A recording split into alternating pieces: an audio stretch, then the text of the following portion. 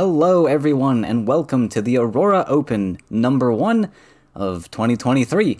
I'm deciding to play into this tournament. I put out a poll on my YouTube video as I talked about in the past, and people apparently want to see me participate more in these tournaments, so here I am participating, and actually with a very spicy lineup for you today. We're playing without any DLC. There's a lot of haters out there who haven't even played the game, who apparently label this game as pay to win, with zero experience in the game, and if you're new to the game, haven't really played much, you don't need DLC at all. Base set cards are very, very strong, and I hope to prove that to you today by getting a decent standing in this open tournament for today.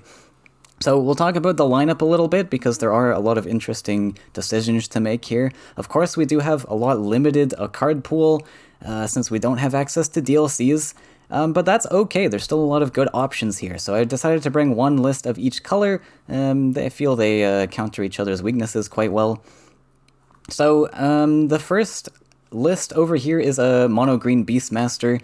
This is pretty standard. I've actually brought this into tournaments in the past. And I brought this list to counter mono red. Now, in the meta currently, the biggest lists out there are Flyers, Monstrosity, and mono red to counter all of the Flyer stuff going around. So, mono red decks, often people will bring 2 mono red decks as well. I myself bring 2 red decks to counter that in my usual lineup. And so, mono green I thought was just a solid pick to hard counter mono red. This is like almost, this is like a 90% win rate against most mono red lists, so it's pretty good. I included a few tech options in this as well, such as the double voice of truths, which I think are good into things like red, yellow, angry. They're good into Firebringers.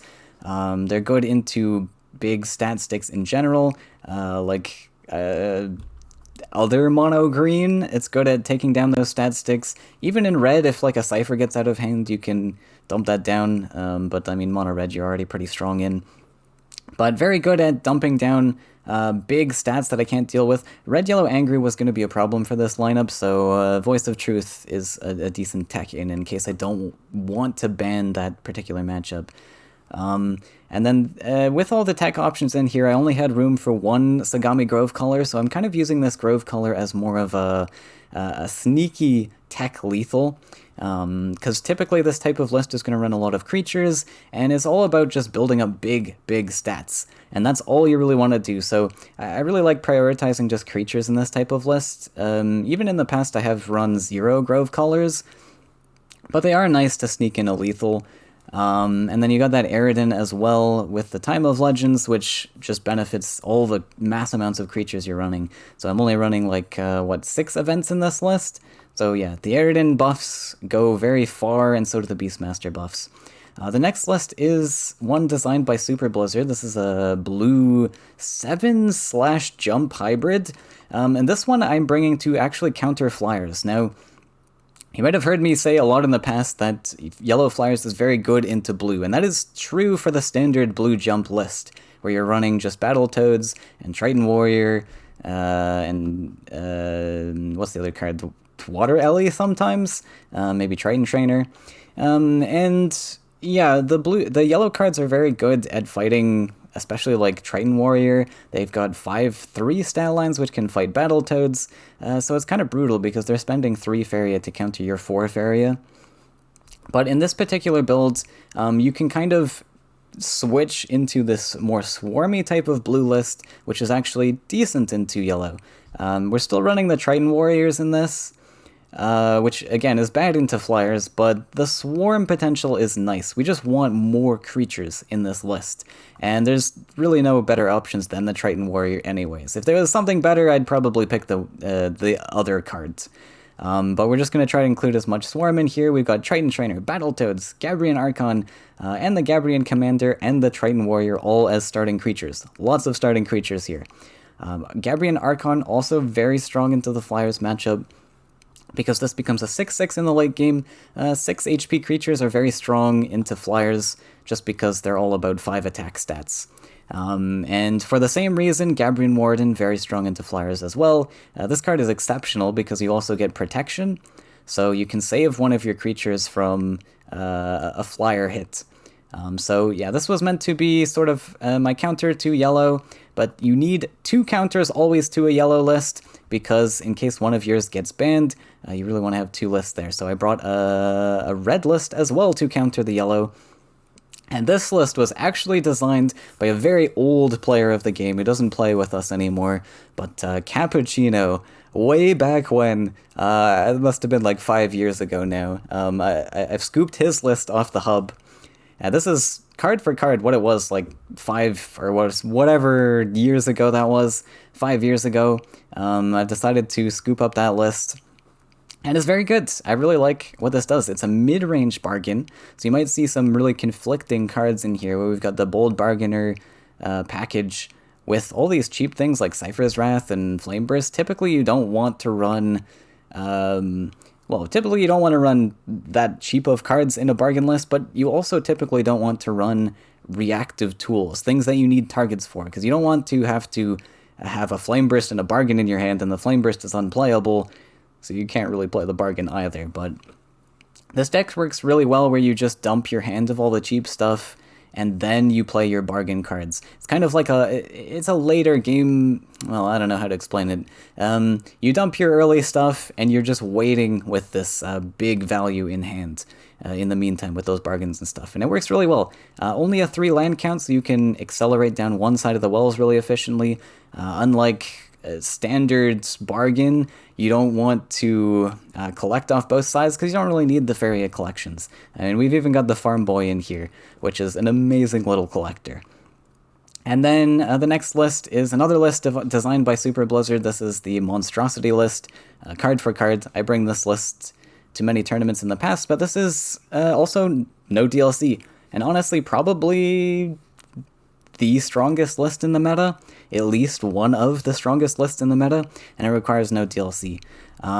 So hopefully I can show some results in this tournament, prove all the haters wrong. These are some of the things you want to be thinking about when you don't have DLC and you want to participate in tournaments. You still have to be able to counter the popular archetypes in the meta. Even if they're running DLCs and you're not, you still have to think about those counters, and always have at least 2 counter decks to those decks that you so desperately want to counter, which is usually Flyers, Monstrosity, and Mono Red. And that's what I've designed this entire lineup to do, especially with the card choices as well, like card choices in green, such as those tech options I mentioned. These tech options are designed to cover my weaknesses in the rest of my lineup, so you might want to build your Beastmaster list a bit differently if you're running different decks. But anyways, that's a long enough talk. I hope you enjoyed this tournament. It was a really fun one, so let's get it started, and I'll see you over there. Alright, hello everyone. Welcome to the Aurora Open number 1. We're about to get started in the round of 16 against Mr. Zote. Mr. or Mrs., I shouldn't assume. So this is a best of 3. We're going to have to be aware of that. Right away I'm seeing a red-yellow that I probably want to ban here. Looks like an angry list. This one's probably... Wait, 10 neutrals. I don't know what this one could be, but I wanted to say red rush. It's a little bit expensive though, so maybe it's bargain instead. We'll have answers to bargain.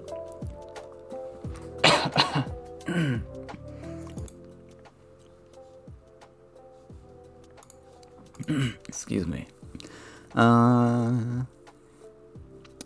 Yeah, we just banned this. Bargain, we have yellow to counter. I guess blue can do something. I don't have as many like hard removals with this one though, but that's fine. The yellow gets banned. Alright. So this one will be the only list that I'm like somewhat worried about, I guess. And we only get to use 2 decks, so I gotta be careful about which list I use. I might try the reds. Green has a lot of weaknesses, however... I mean, maybe... What is this? Sack? 26, 30... No crossovers. No, that can't be sack. I don't know. I have 0 reads on these cards. This could be Sirocco, maybe? Red? Pretty solid, though. We'll start with red. We get this list. There's a lot of dual-colored cards in this. So we shall see. This is not a standard red. I am running no DLC in this lineup overall. So this is a list from Cappuccino way back in the day. A bargain mid-range. Many bargain cards. Now if we keep these, well, I need another 7 drop for this hand to be worth it. I actually don't remember what's in this list, to be honest. I haven't played it in a sec. We have Farm Boy, we have Brigand, we have Axe Grinder. We can scoop. And we have Red Devil, yes. One really cool play going first is we can actually double neutral. If we want, and set up the Red Devil in between wells.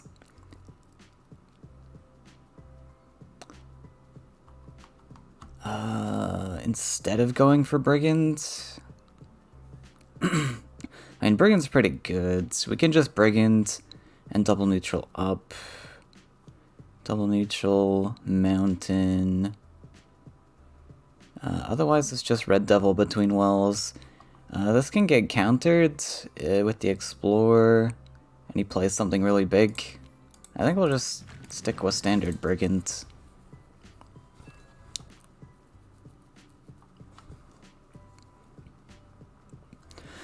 Even though my mountains get grouped up here, so I only have a 3 mountain count max. So I want to be very careful with where my next mountain placement goes.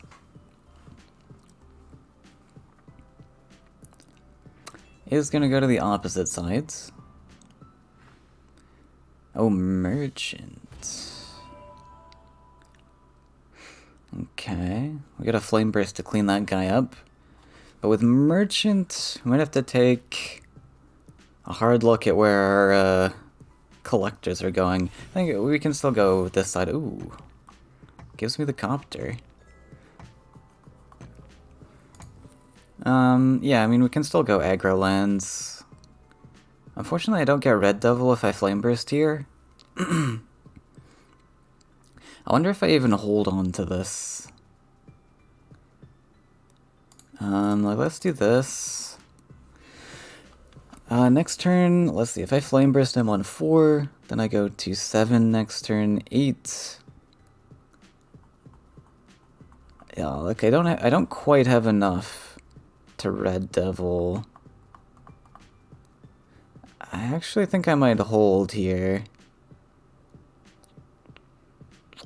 Just so I get to play the Red Devil next turn, because I think it's important. It's more important that I get collectors than Zote does.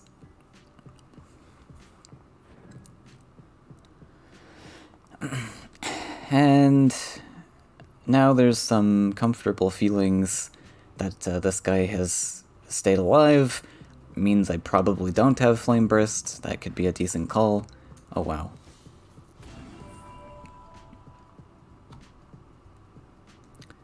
Can we double Flame Burst? We only get 5 back from this. Yeah, I should be able to double burst. Oh, and we get the triple.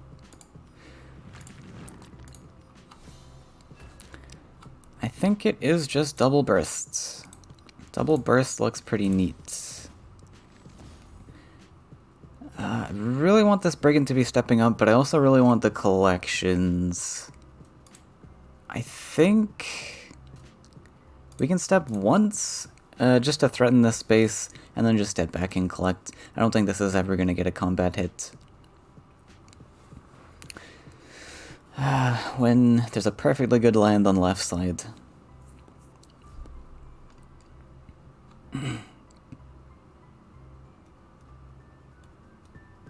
Oh, never mind. I lied.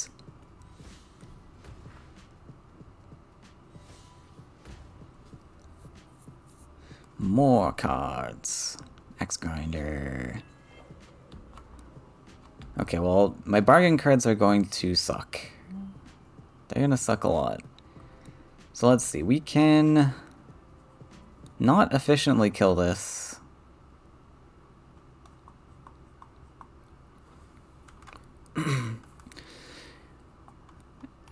We could go for Wrath Axe Grinder.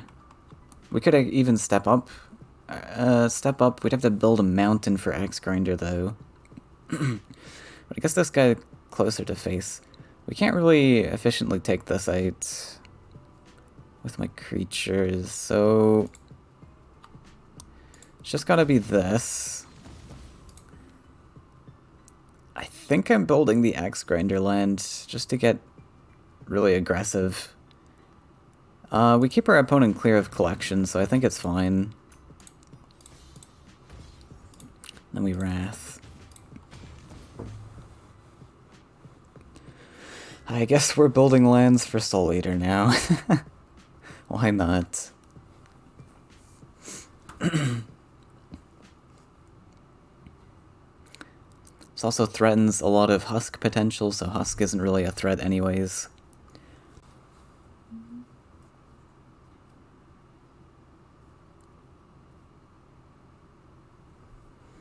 I have a lot of removal in hand.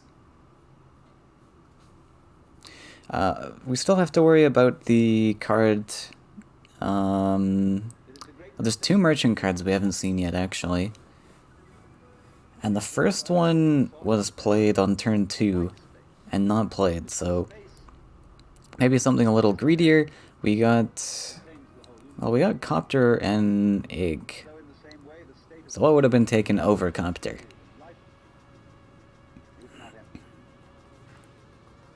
Sky Captain. Oh, this is a Sky Captain list. Okay.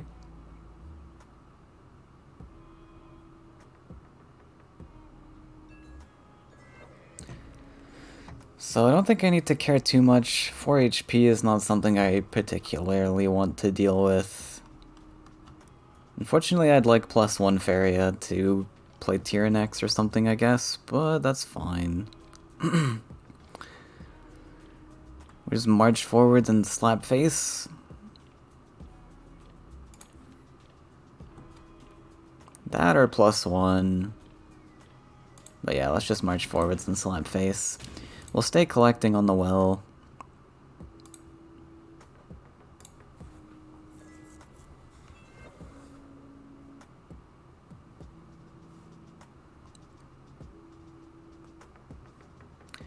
Our opponent only has 4 Faeria to work with and 9 cards in hand.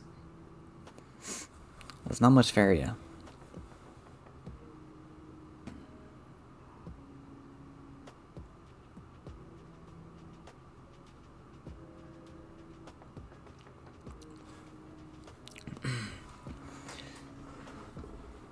Whoa, he finds the 3rd merchant. We're gonna overdraw 1 card.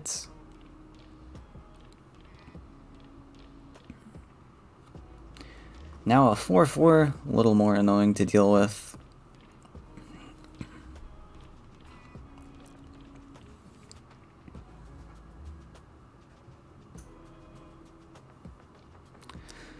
Thankfully, we're on almost a 6th land here, so we can play any garbage we get. We can play Twin Soul, we can play Frog Tosser.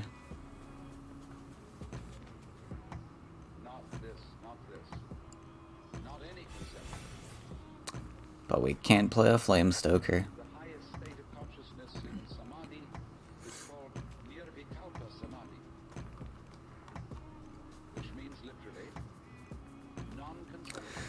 Flash one for the collection. Oh, we got something else to play? No. Oh, we lost Hellfire. That's fine. Probably just slap face with the 2/4, take this trade, right? I would love to deal with this. I guess I was supposed to deal with it earlier if that was the plan. No, I couldn't, didn't have enough, yeah. Do I invest all of my resources in killing this? That's 5? And then I get enough to play this. So it doesn't look too bad. Could even play the Flamestoker if I'm +1ing. Which I am. So 5-5 compared to 4-6, and this represents more stats. I guess I might as well. So let's take this. Boop. And yeah, sure, no, why not? +1. And this is so expensive though. So this is all of our removal gone, but I think it's fine.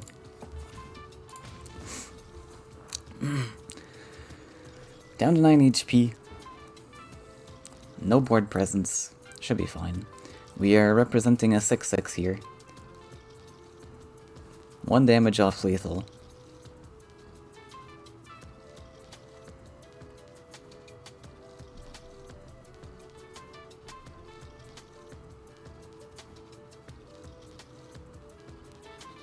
Not a single husk has been found yet.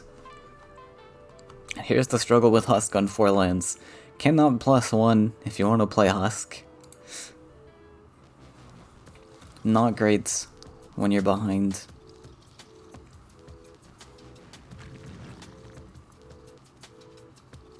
Mountain. Oh, we got nightmares. That's alright. We'll survive a nightmare. Oh, good top deck. So we're on 6-7. Can't play 2 things, sadly. I could play Ogre Dance. I don't think I'm gonna do that. Boop.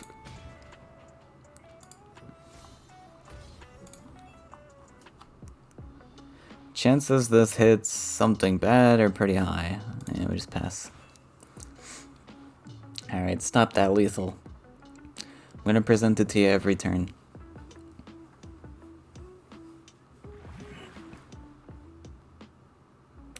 Leak. Oh yeah, I forgot this was triple color. Oof. Well played. It's probably, I guess, just for Dreamkeeper. That makes sense. Alright, so moving on to game 2. This is a match point for me. Threatening that match point. So Zoda's gonna have to counter this matchup. I guess I would expect the bargain list. Bargain v bargain? I mean, I don't know what this is. Maybe this is like Ghost Dragon, actually.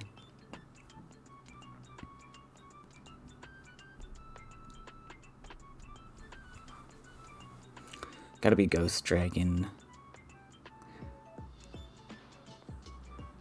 Alright, we got the bargain with 10 neutrals and a Queen's Guard cover. Could be a rush. Like a rush bargain? So how do we fight rush? Do we even change game plans? We could build a mountain to the side instead of center, I guess. Ogre Dance. Is this playable? Ogre Dance into Devil. If we top deck like Flame Burst, it's not playable. But that's only 1 card, so what else do I have to top deck into? Like any starting creature works in my favor. If it's Ground Shaker, that's fine. It's kind of a greedy keep though. I could just full scoop. It's fine. Alright. Gary will work.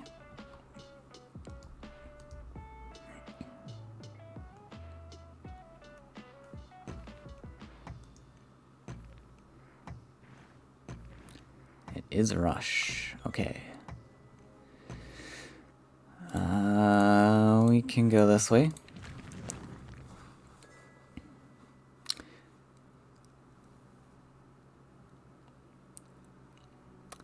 Red Devil great into Queen's Guards, if that comes down.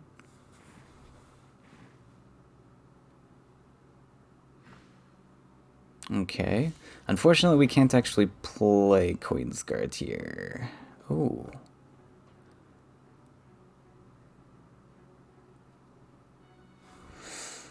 Farm boy. I'm kind of tempted to double neutral between wells here. Even though we get combat slapped. It's kind of risky. Kind of unfortunate. I probably should have tossed this. It's a little bit slow against Rush. There's no way we ever do this. Ogre Dance. I'm on 7, then I'm on 3. I guess I can play Gary. Wait, we can actually do this. Right? This works? Alright. Garridan's fine. Would have liked the, was Red Devil playable? Yeah, that was fine. I mathed right. Yeah, I like this play. We defend the farm boy. We just get stats on board early. It is a big Faeria investment, though. We're a little far off from Red Devil, I guess. But we should have a couple turns of grace. Because this Gary is surviving, and our opponent's only on 1 mountain. So we should be alright. Doesn't actually go for the face hit here, though. That's interesting.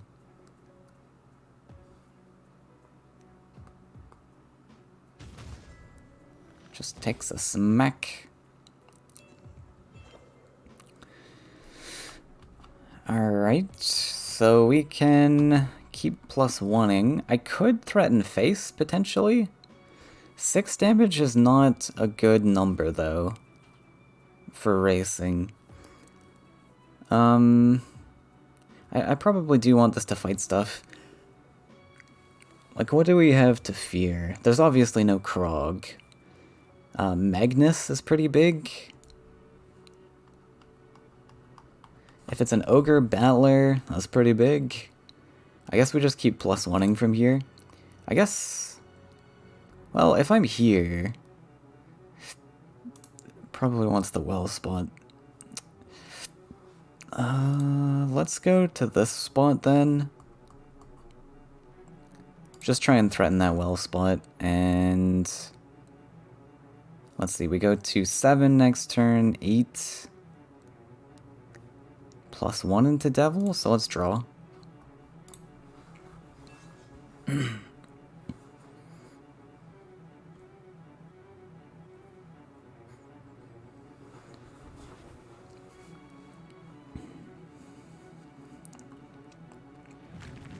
The Flameburst top deck is nice, now we can counter Ogre Battler. Oh, sorry, can't even play Ogre Battler. I guess, bargain into Battler, though. If this is Bold Bargainer, that is kind of unfortunate. Don't have a great answer to that. Shara. Welcome to your last battlefield. Well, say hello to my Flameburst. What a bold pick, though. Right, so this is... Oh, we get to collect. I was about to say this is kind of awkward, but it's not. We do this, and we can mount in on this side. For Red Devil, Flameburst, goodbye Shara. We even had Double Wrath, but... yeah, didn't really have an option. I would rather the creature on board.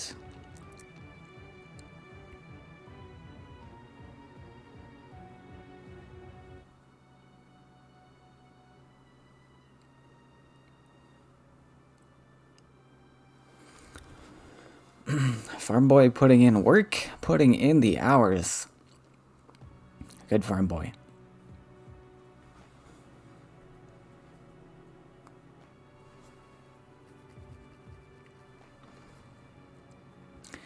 So I think we can probably just draw from here on out. It's an option to go aggressive, but we're going to run out of hand size and bodies to deal with stuff.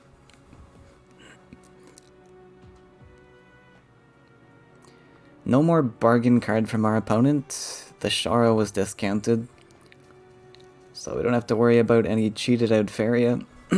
except from Ogre Dance. Axe Grinder.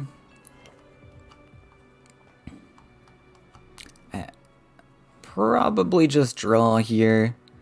Would rather have a little bit more stuff on board, just to make me a bit more comfortable. But let's play one Axe Grinder. I probably could have played it here, actually, in case Ground Shaker.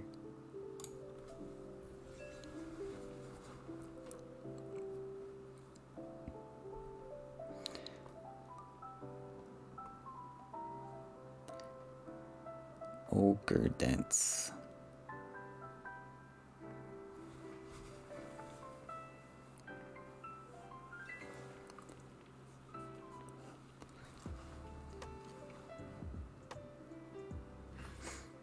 Ogre. Alright, so we had a... Oh, we don't have the Flame Burst anymore. So, not as clean.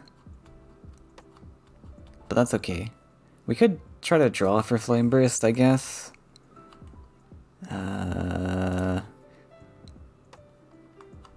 Hellfire.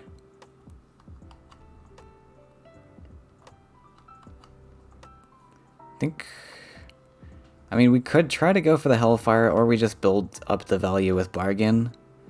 Otherwise, we're just hitting 2 creatures. If we play this and it doesn't kill, then we don't get to play Grinder. So I think I probably just... this was discounted. Bargain can be played for our opponent, which means we have a big boy to deal with. It's kind of a tricky decision, actually. Wait, we have this Axe Grinder surviving, what am I saying? Yeah, we can just do this in Hellfire, I guess. Yeah. I mean, it's super likely that this dies, but I'm just trying to play around the risk that it doesn't. But we had the Cypher's Wrath cleanup, and still have an Axe Grinder to live anyways. But yeah, that other option was to save up for this value, but we have so much small stuff in hand, I don't think we're going to get to play this for a while. And stepping on the mountain's really huge here too. It means there's only one mountain here, so you can't +1 into Bargain, Bold Bargainer, and then play another creature, so that is pretty important, managing those thresholds.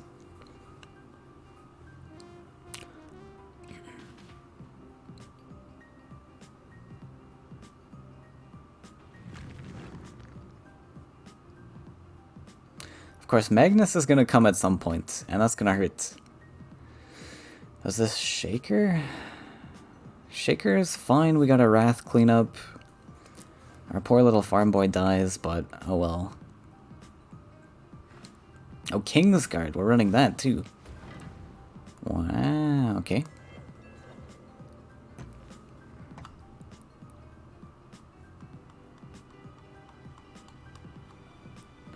So obviously it's just this plus Wrath.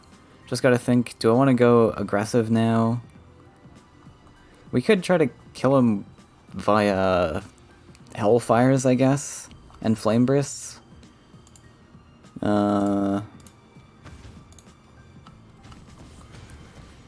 This... Let's see, how conceivable is it to kill by Hellfire?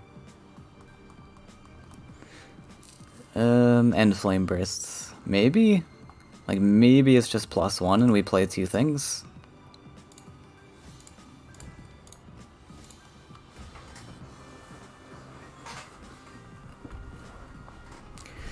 Getting closer to our bargain cards. So this list looks a little strange potentially to people because of the bargain cards plus the little stuff, but it actually works really well. You just dump your hand of the little stuff before playing these cards and you just profit.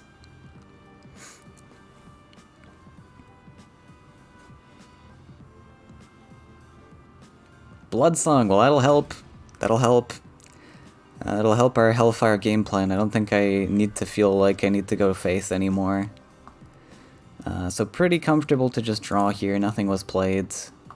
Find an ogre dance. So let's step here and pass.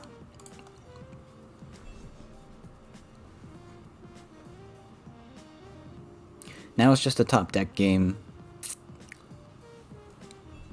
We have a few extra little damage pings.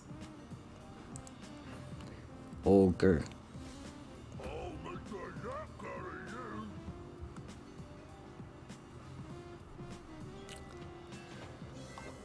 Other shaker. So we have 4 plus shaker is 5 and then wrath. That looks really good. We get that wrath out of our hand. That costs 8. We can probably just keep drawing now.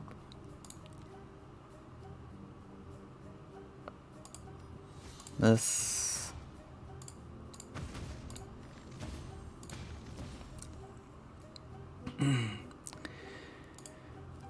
yeah.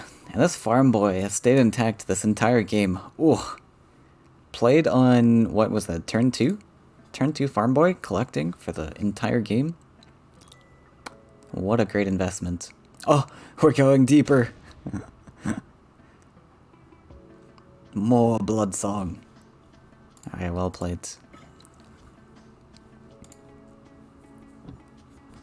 Alright, so we're going to take the crown for this round of 16.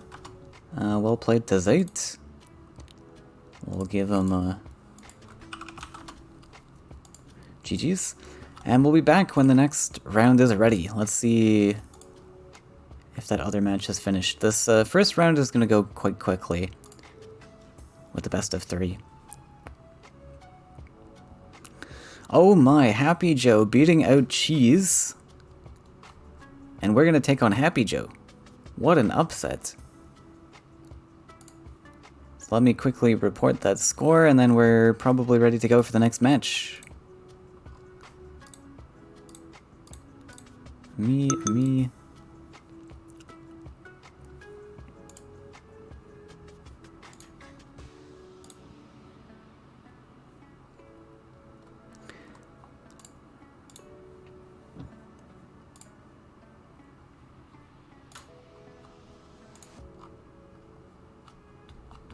So this one will be best of 5. Get to use our full lineup here.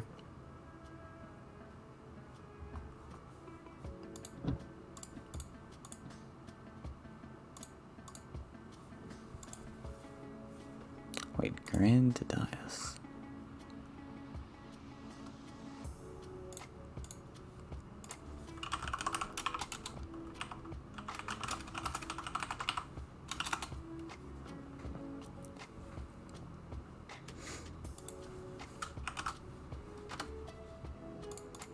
Alright, let's get started. Round of 8. Alright. I see how it is. That certainly is a lineup. Interesting. So the red one is the real list. I guess we'll ban this. Red-blue is okay too. This one's 5.4. Wait, is this even a real bargain list? 5.4. That doesn't sound right. I mean, mine is not really real either. What are the colors here? We got 27. 2 crossovers. Crystal Spice. Like, this one probably has illusion in it. Which is spooky. I don't have... don't have a lot of answers to bargain stuff, I'm not gonna lie. He probably bans my yellow, right? Might even consider banning the blue, though. I think we just lock in the ban on red. This is like the real bargain list. He does ban the blue. That might have been a bait on my part, because I'm not as comfortable with the blue list. I don't actually have Transform in this. I do have Transform, but it's very limited. So we want to run... This is going to be probably our best list in this matchup. This is going to be... Let's see, we want to play a scouting list, right? We do still need to beat green naturally. We save the yellow for this, I guess. Then we need a counter to blue, which is potentially red. Maybe we actually start green? Can I predict what he's gonna play? I don't think so. Green is not good against any of this. Like, maybe this one, I've got Voice of Truth, but, like, realistically... Yeah, let's just start green. I think it's my worst list. And we play into the blue, so... I mean, I don't know what's in this list, but probably not going to be a great matchup for us. It's going to be blue 7s, I guess. Yeah, I mean, green's going to be probably the worst overall in this lineup anyways for this match. For this series. Double Willow. Interesting. Double Willow's not really that good, though. I really need to build up my special lands. I think we actually toss one. Because we can't double Willow and collect with both. I'd like to find Beastmaster anyways. Yeah, that's fine.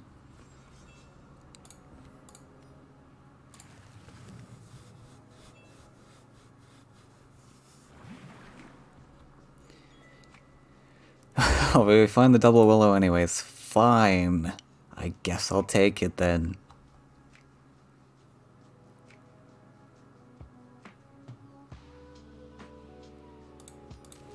Yeah, we'll just slap a Willow on the other side. Might go for a Boar on left side. This is kind of a liability in stats against, like... Well, Magnus, I guess. Magnus is only one card in the list, but... Find a Voice of Truth. Not what I want to see so early. Yeah, it's just gotta be Boar. I'll build up to our Feed the Forest lands and Tyrian Golem.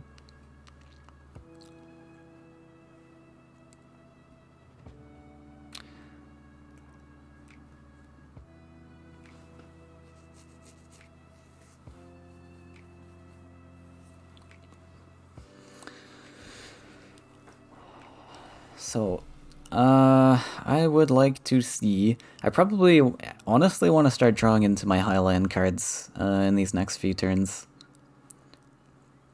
I'm gonna need Highland cards to have a hope in this matchup.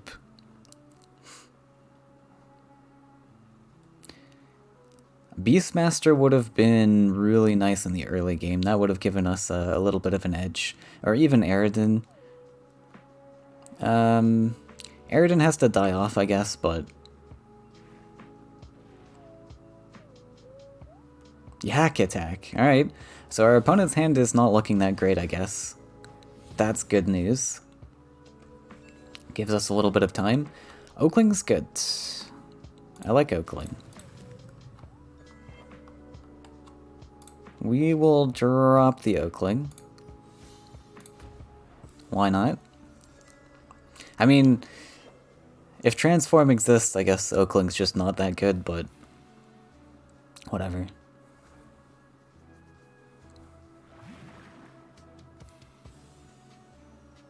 Oh, this might be Mother of Yaks. Now that I think about it. Mother of Yaks.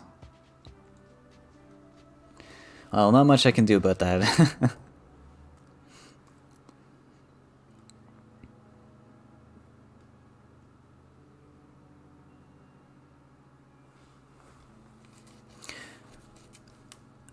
Like, there's an option to erase on the right side, but... or there was an option, I should say. But, I don't know if that would really win me. I don't have much beef in hand. Ooh!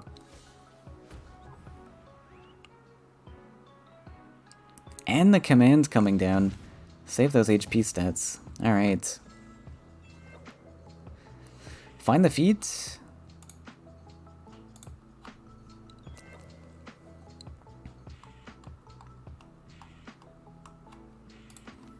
So I like feed. Unfortunately,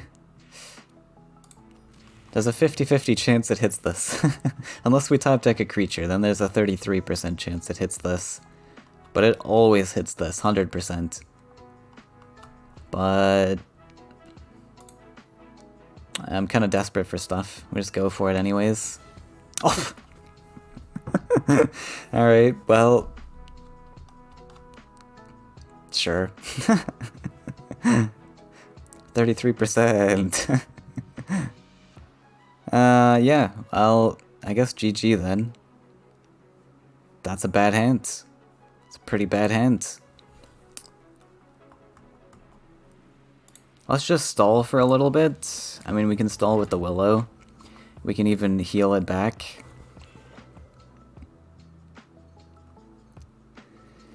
And then command follow-up.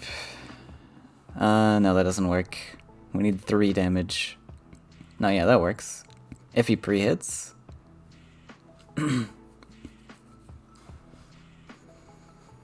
Actually works.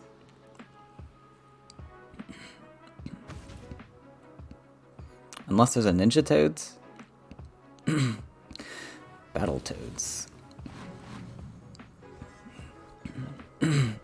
Oh look, a Battletoad counter. Wow, I'm on 15 Faeria. Oh look, a Battletoad counter. Alright, so this is an expensive takedown, but we get our 610 out. 610 in range is fine. Boop.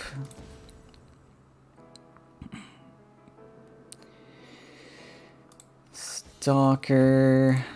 I don't really need to play the other one, so we won't.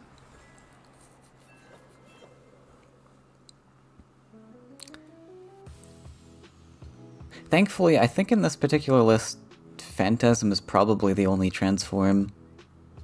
There might be Frogify, but it looks like it's sort of Seven's list that would want Phantasm over Frogify. I guess Humbling Vision might exist, I'm not sure.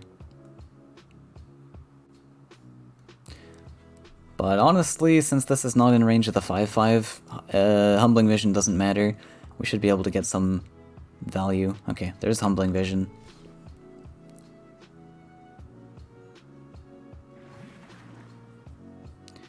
Building another lake. Wait, are we going to Dreamweaver?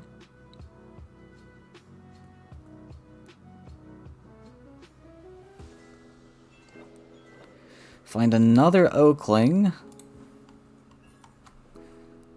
And an Ancient Boar. Alright, how are the numbers looking on this? We can taunt this 1/5. Does that do anything though? Not really. We can taunt it and play the boar. It's not bad. We step here. Really sucks I haven't drawn Beastmaster. This would have been a much different game with Beastmaster. Might be nice to take out the Toad. Let's see, if this is taunted, he can't actually find the numbers to clear this. And has to build more land. Oh, sorry. No. 5 is awkward. So we don't really need to Stalker yet. I guess there's no disadvantage to not Stalkering.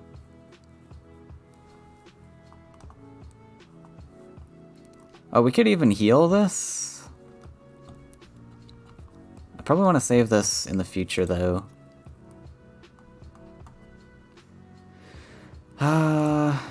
Tricky.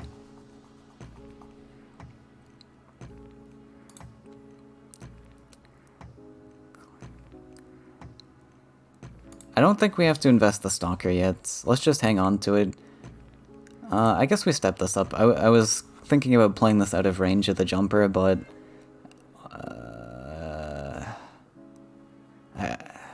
yeah, I'm not sure. Not sure if it matters, really. Gets to jump up and collect and kill it, I guess. I guess I should have stayed back. Why give him this free trades? Because he gets to collect. Otherwise it would have been awkward. He would have had to like hit into the Oakling or something. I should have just kept it back, actually. That's fine. The other Stalker would have been almost nice to deal with whatever comes here. Because I really want the 4 damage hitting here, I guess. Maybe? I should have gotten this out of my hand too, because I want Oakling to hit this. Oh god. Alright. Well, that's big. Stalker goes to 9. Damn, I should have played this.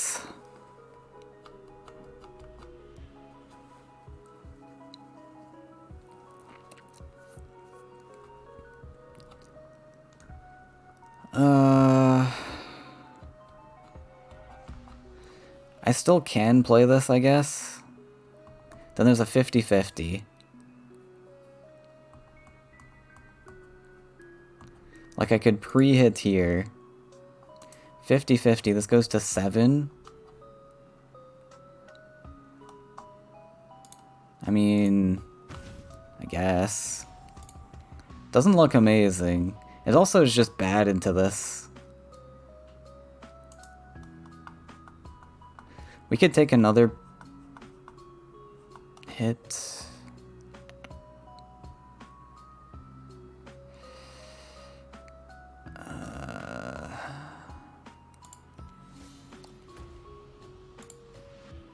This is so bad. No.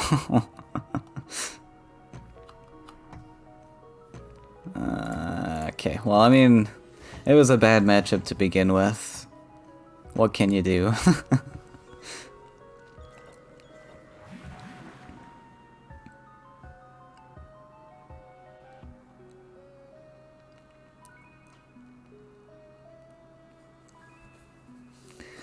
The double voice in the early game was painful. It was just so painful.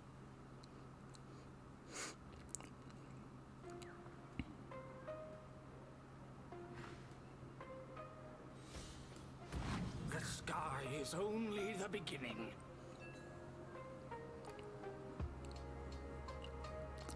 No humbling. No. Alright. I was about to auto-surrender, but I guess we can scout to see what cards are in this list. Might as well.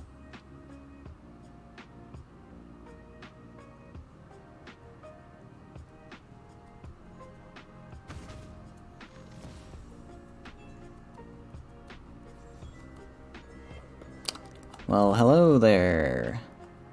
A little late to the party, are we? Hit. Hit. Stalker doesn't really do anything. We need to build up to Therian Golem lands.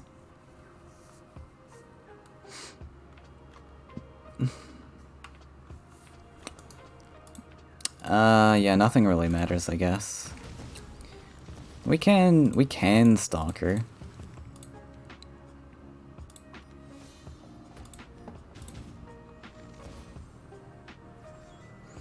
Try to sneak that Willow into double collection.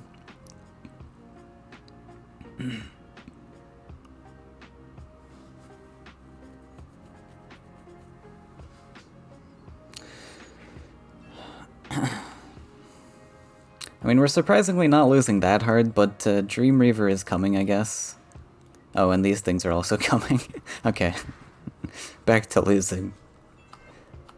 Aridin.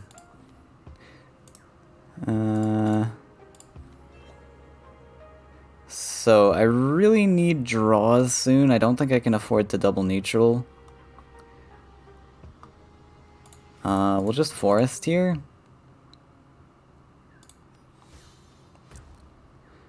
Not the best numbers to deal with that.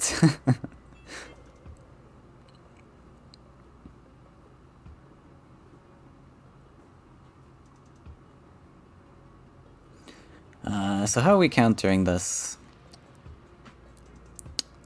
We have yellow. The 6/6s are kind of rough into yellow, but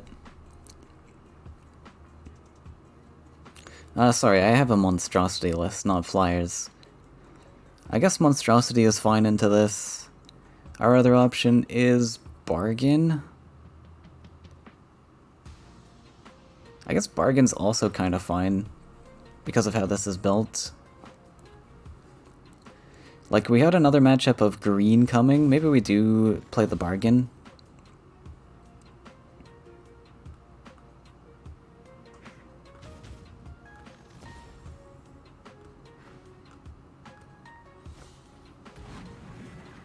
Water Ellie, nice. Teleport.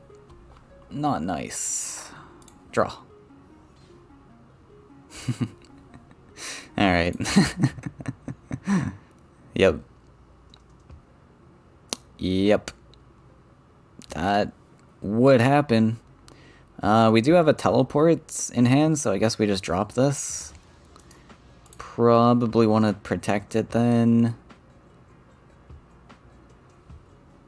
It literally doesn't matter. Let's just save time bank.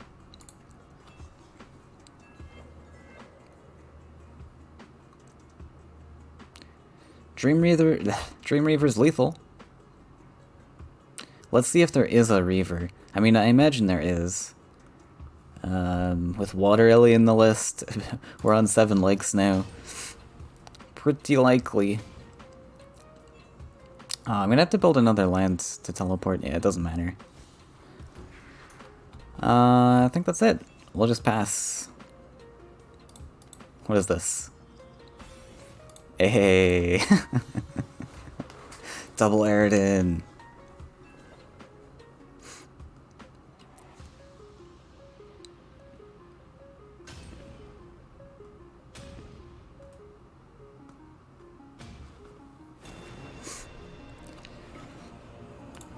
Alright.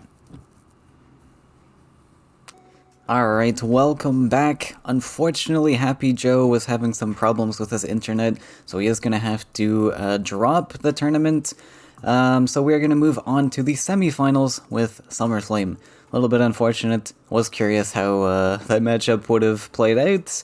It was an interesting series, but yeah, let's get started with the semis. Internet problems happen. And wow, we got a mere Beastmaster over here. Interesting. Most threatening thing here is probably yellow. Also red? Now let's see, Summer probably... What did Summer ban? Probably my yellow. Well, let's see, if Summer bans my yellow, then we can leave this red open, right? If he bans my green, then we still have some answers to the red. My mono blue is not awful into the red. And then we got this thing, which is 24 neutrals. Interesting. Yeah, I think it's just the yellow ban. I did bring 2 lists to counter the yellow, but if there's only 1 yellow list, hey, I'll ban it. Like, it's either between yellow and red for me. Yeah, I don't expect Summer to ban the green, so we should be able to keep this red open and hard counter it. Bans the blue.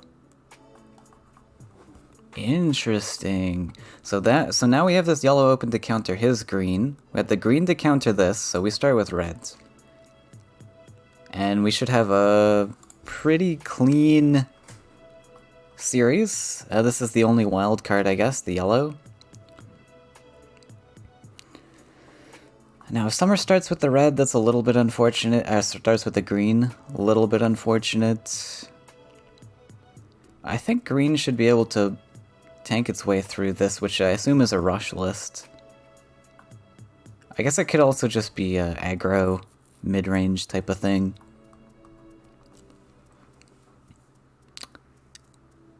Starts with the red. Alright, so we got red versus red. This will be an interesting matchup. Honestly, it's pretty even, I think. 50-50, we'll say. So this could go either way.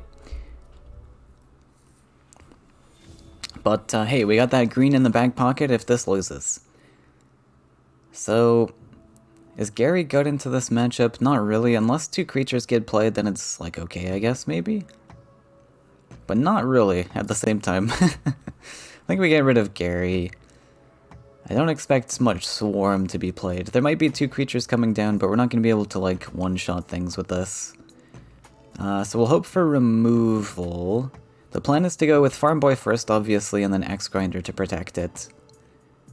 So a removal card would be excellent. Hellfire's not awful.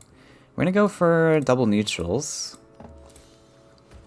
Get our mountains in more aggressive positions. We only have 3 to build. It's a very aggressive list, generally.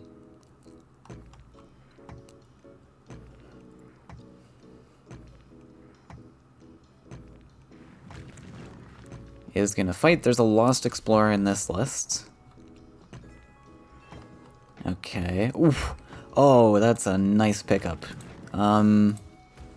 Depending on what we top deck next. If we top deck a Cypher's Wrath, it's not as good. But if we top deck something either playable like Flame Burst, or something like Ogre. Oh, this is his hook list. Interesting. Wow, we top decked the one card I didn't want. Amazing.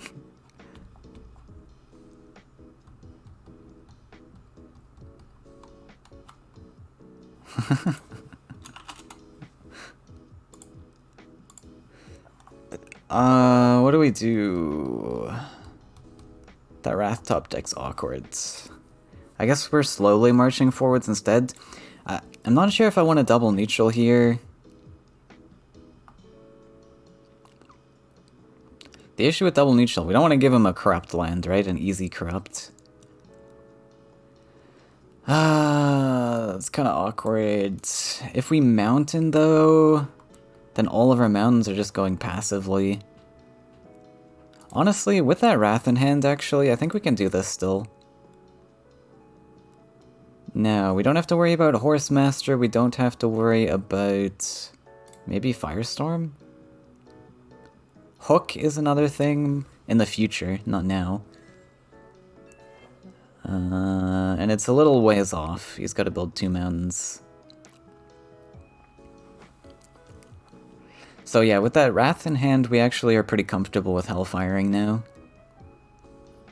On the next turn.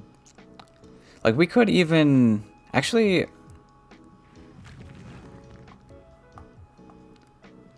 I guess I could have actually popped that, huh? Flame Burst.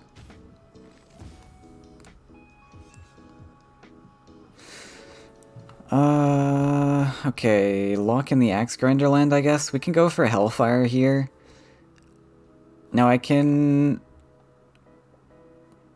Wrath first to guarantee this damage.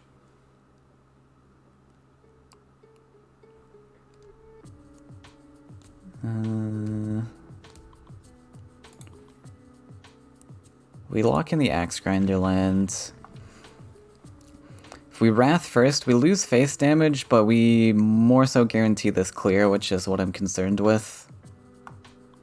Wait, this costs 2... I could have done this last turn, and I should have done this last turn, I realize. So this... happens... and this, and then just rip the Hellfire. Beauty. Alright. Got him! I wonder if I should have put the Farm Boy here. I was just... Nah, I don't think so. I was worried about the 3-3 being able to step over. Okay, I guess Wrath anyways, that's fine. Hey, we traded 2 Faeria for 1 Faeria? I'll take it. Gary, excellent. Excellent pickup. So we get to just drop this.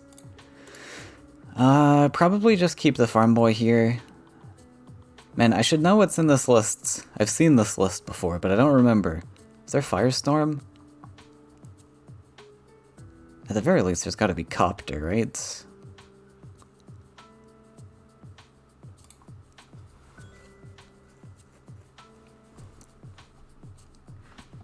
Oh, there's Slinger. You know, that's not a terrible Garridan. There are worse Garridans. There are worse Garridans. We can even play here to go off and collect this side. I'd rather not play into Bomb Slinger a second time, but let's see. We go down to 2. Go down to 2. Then we go up to 5, 6 next turn, 7 with a collection, 8 if we plus 1 this turn, 9. So if I plus 1 this turn, I get to Red Devil, but I don't know if I really want to do that. I kind of want to be drawing, realistically. Like, it's either +1 so that we get to guaranteed Red Devil, or we just go for a draw, and then we don't build the Mountain Center. I guess we can also put Gary on this space. Then he just body blocks. Because Bomb Slinger doesn't actually kill this, right? I think we can draw. Oh, this is a tough turn, actually. Let's draw. Okay, Bold Bargainer works pretty well. So Bold Bargainer actually allows us to play this. It depends on what we top deck next, but I think this is cool. I also really want my aggro mountain here rather than here. Sprite. Ooh. Yeah, that's a nice answer. Axe Grinder, also pretty nice.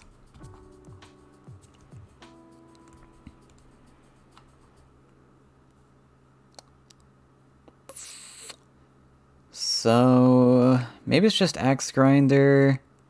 We can, I guess we draw here for Wrath. Another one? Alright, I think I'm cool with this. This is probably gonna get like Wrathed or something, but Summer is struggling to keep creatures on board right now, so I think it should be fine. If he Wraths, there's only like a small thing coming down. It's a Bomb Slinger instead. Alright.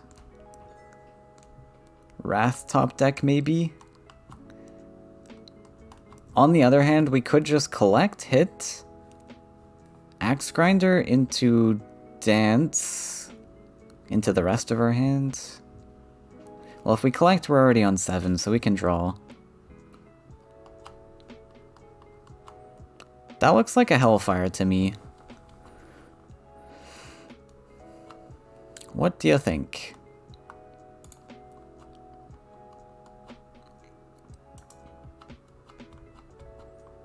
I'd have to straight play the Hellfire, though.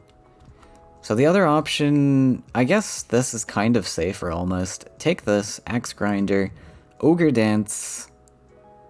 We don't want to Ogre Dance into Hellfire, though. We still get the Axe Grinder on board. Oh, it's such a tricky turn. This is weak to Flame Burst, and still weak to Wrath, but he still doesn't get to produce any creatures, right? I think we just... I think we can straight play the Hellfire here. Keep the Gary alive, so... I don't think I need to fear the Slinger anymore. We'll just do it like this. Because he's played 2 Slingers. Oh, he doesn't even have enough for it. So this just has to be Flame Burst. So this allows me to step back, collect, and drop Axe Grinder. Does find the Flame Burst. But that's okay. Means Summer doesn't get to play anything, and we can just dump an Axe Grinder. We'll take a +1 now. We got plenty of cards in hand, even though it's a lot of value, but I do need actually some Faeria to get this value train started. Oh my god! Wow. He found another one. Oh, that's rough. Huh. That's really bad. I was not expecting that. That's really bad. Alright, we'll take a shaker next turn. Unfortunately, we let him collect, but not much I can do about that. Doesn't have anything. We'll set this in between wells. So we're gonna override this mountain. Hey look, we built these mountains after all. We have double flame burst that can be reserved for face, potentially. I do want to play these ogre dances, though. It really depends on what he plays here, I guess. We can also just straight play these into face, potentially. But yeah, now he's dumping a creature for us. So probably we can just keep controlling the boards. We're in a good position to keep board control here. Copter. Well, no bomb slingers to worry about now. Definitely no bomb slingers. So yeah, I think we're just gonna go for this, collect, and just double burst. Looks good. Again, we're in a good position to just keep controlling. We +1 now, so that we can dump this stuff in hand. We go Brigand into Bargainer. Now we do have to worry about Bulgarian, potentially soonish. Spite Sprite. Top decks the Hellfire. I guess we just go for Hellfire and win? Yeah, Hellfire wins. GG.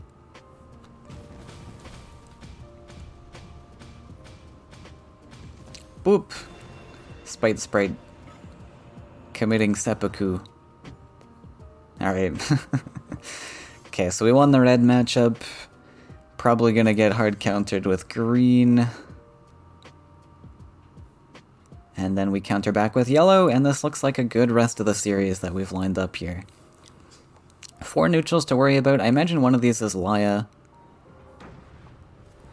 We got Laya, commands, and then maybe time into Eridan.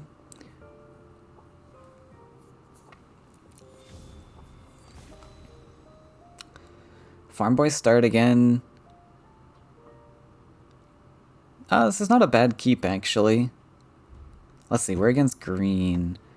Kinda want something aggressive, I guess.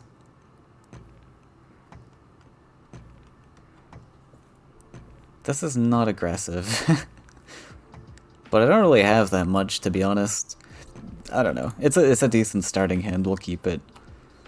The only aggressive tools I have are, like... Ground Shaker?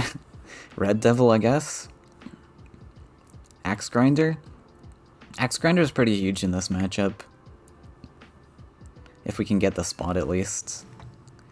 Oh, what? There's a Wood Ellie? Wait.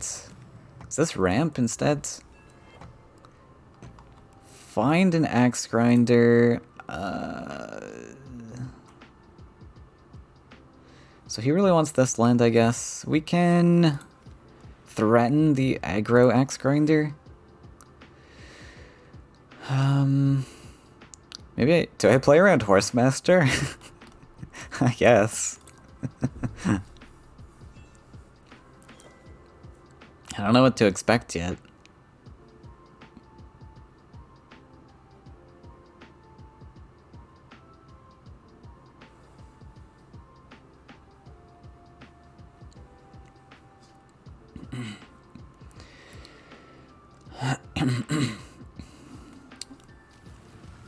Okay, is gonna block the land.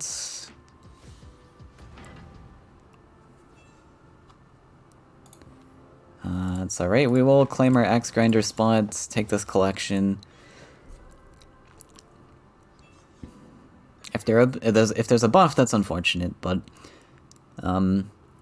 we'll kind of use this list to scout what we're up against.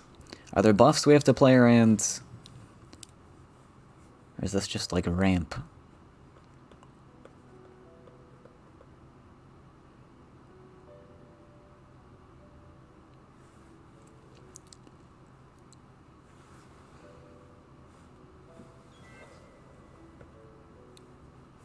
Steps back to teleport.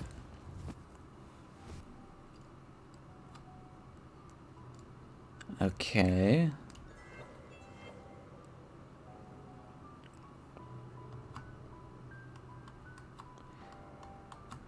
Ooh, I would love to get the, I would love to play bargain here, but I can't, because we've been taunted. I probably want some aggro lands. Do we put Brigand here? It looks like he didn't have a buff, so I think I can safely play this Brigand. Take a pre-hit, reduce the feed value.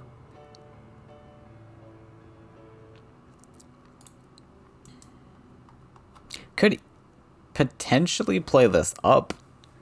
If he takes the trade on the 1-2, we shaker follow-up, but it's pretty convincing that there's a shaker in hand then. So we just sit here. Yeah. A potential play is stepping up, producing a forest, and dropping something big here, so we've got the farm boy to fight.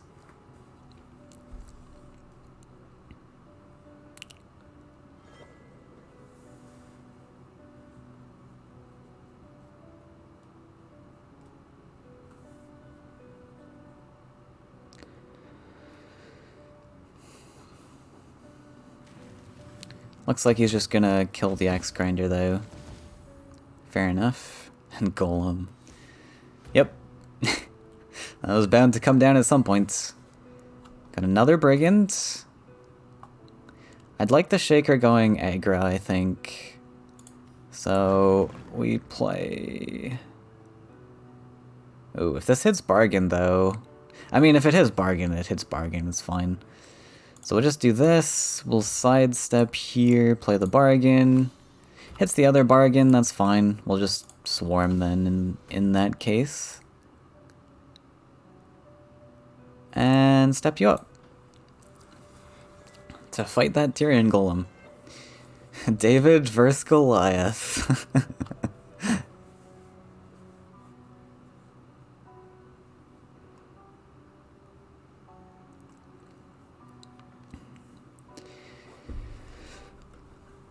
So this potentially could just be Beastmaster with Wood Elemental in it, I guess. Could be a more aggressive green, because it could be like a mid-range green, but he just decided to go sides because it's good into red. So he might have, because there's 4 neutrals, maybe like Lost Explorer is an option, or the Imperial Trooper.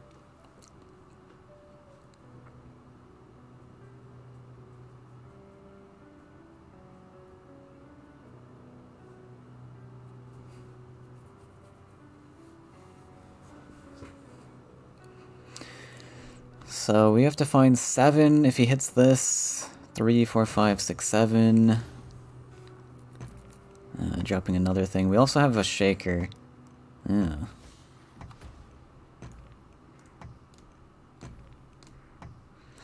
We can also shaker, and then we need 6 only. This plus these, like all 3 of these hit in. And then we got a shaker at his face. Another one. I don't mind getting 2 shakers at his face. 2 shakers at face is pretty juicy. We have to build another mountain for it, but I think that's fine, right? There's no way we're contesting this one. So if we 2 shaker, then we can just hit 2 creatures. Keep the farm boy blocking this space so we can't get an aggro land. It's a little bit expensive land-wise. I mean, the other option is just not to do that and put the other shaker here. It's in trade range, but we also probably have to fight stuff that he plays anyways. I don't know. I mean, we don't necessarily have to fight stuff. Another thing is if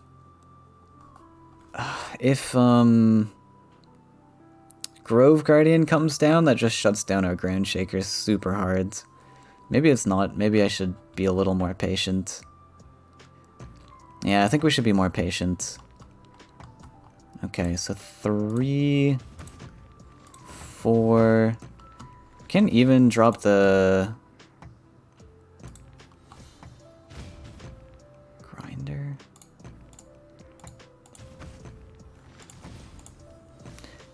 Actually just gonna do it this way.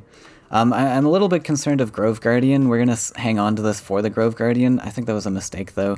I probably just want stats on boards.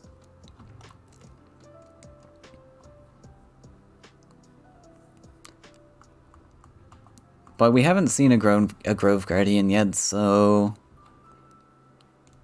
maybe it's fine.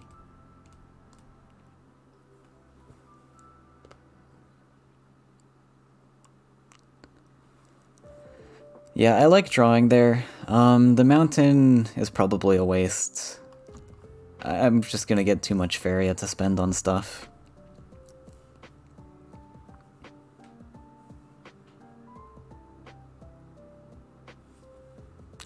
And we've already eaten our way through 2 Therian Golems after this one. It's pretty good. Assuming this is still Beastmaster. That's pretty good, because that's like the biggest threat we have to deal with.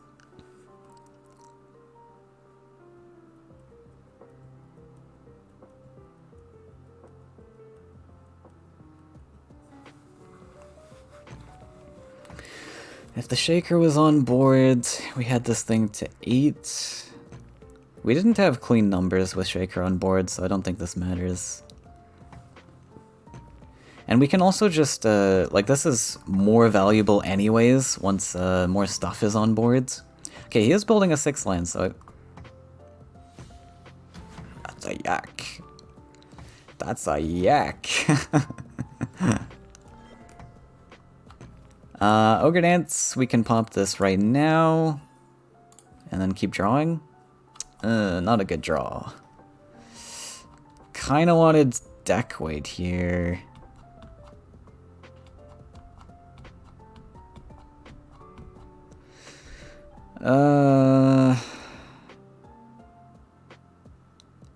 Okay, awkward.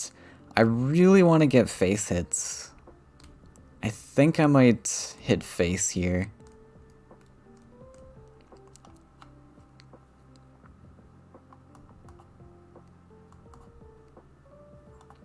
Unfortunately, if I hit face, where does the Shaker go? Or do we even play this?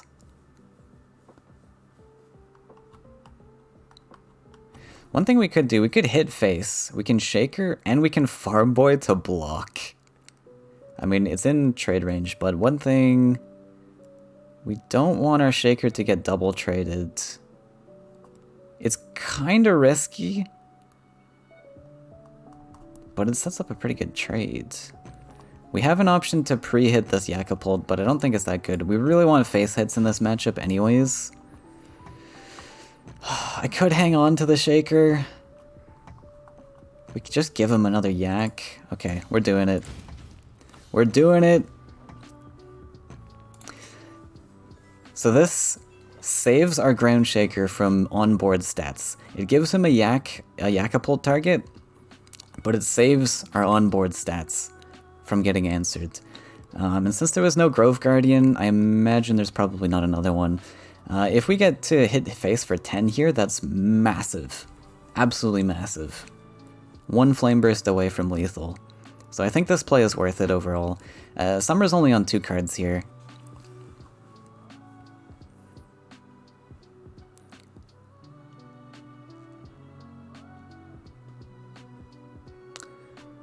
Let's just hope it pays off.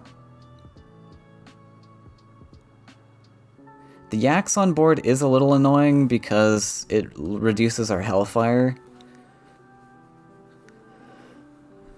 But, yeah, like I said, if there's no taunt, and there's no answer to these things, like, that's 10 face damage. Does go for a draw. If there's Stalker, that's pretty good for him as well. I mean, it's not that good. He'd have to still trade 2 of his creatures in, right?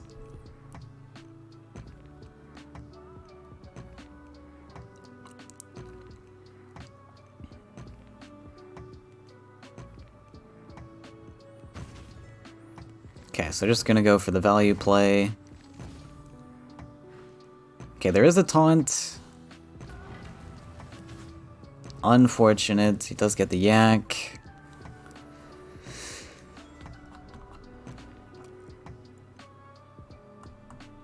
Wait, Gary is kind of nice. We keep drawing. Yeah, Gary is very nice. So we get to value hit this, hit face, and Gary. And play out of Yakapult range. Yeah, this is looking good. I am liking my odds in this matchup. That Farm Boy play was clutch. I love that I spotted that. Now he can only taunt once, and we're still in Flame Burst range, so feeling very confident about this matchup. GG. Hey, red beating out green. The Celeste's doing well. Thank you to past Cappuccino. Alright, now we got the janky yellow list to face. So I like those odds. I have the land count to match this one, so not expecting to struggle too much.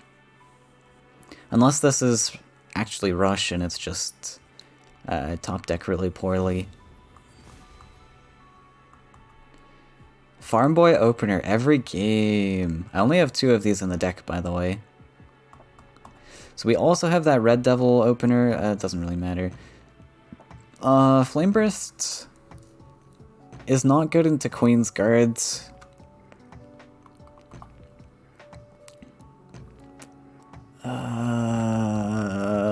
Like, I don't really know what I'm facing is the issue. But I guess Flame Burst is a nice keep. Just in case. So if this is Rush, we might want to go for a Mountain.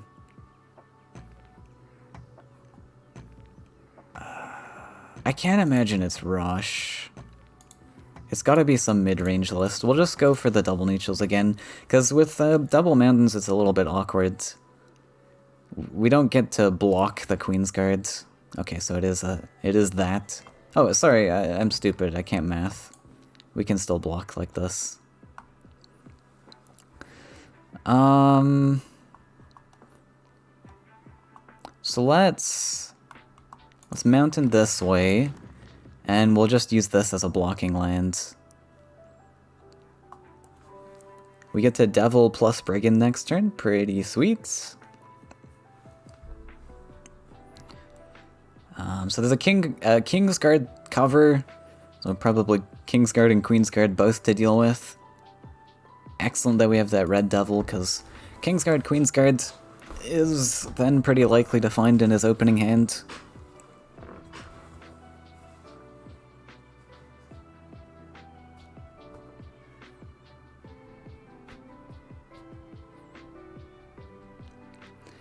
Thinking about it a little bit, though.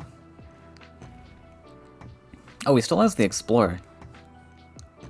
Right, he could have actually straight up taunted this. So that must be the debate.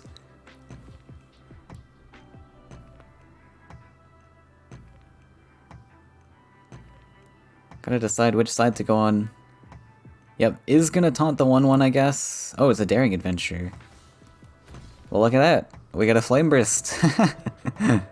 I will take a Flame Burst into that. Wow, Farm Boy, too good. Now, he is neutrals. So we gotta be worried that if we put a mountain here, he can just shove off to this side.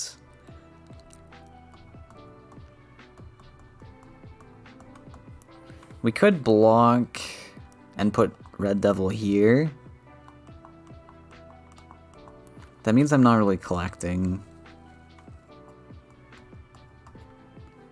Oh, this is actually hard. I can't actually stop his creatures no matter where they go.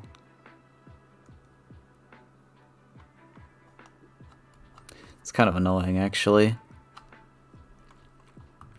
I guess if he puts a neutral here, we can block with something. So we could just take this.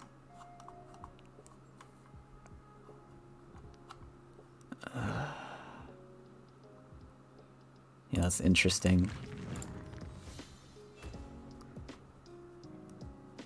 Alternatively, we could just not Flame Burst this and play the Brigand. Oh, sorry, I have so much Faeria. What? I can actually play both things. I didn't think I could play both.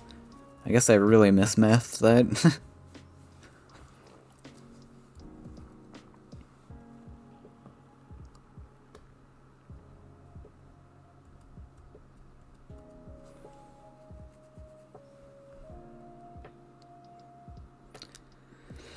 So we're probably gonna get blocked here.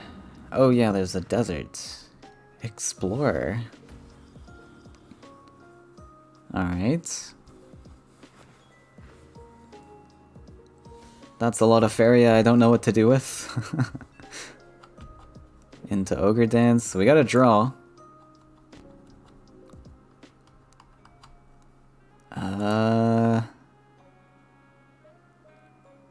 Ugh. Yeah, that's not a lot of deck weight there.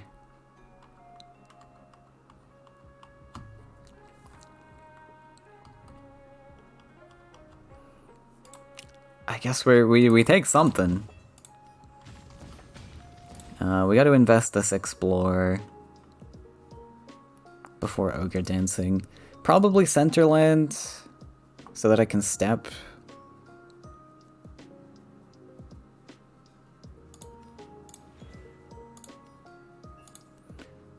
Of course, I can't play that Bargainer, unfortunately.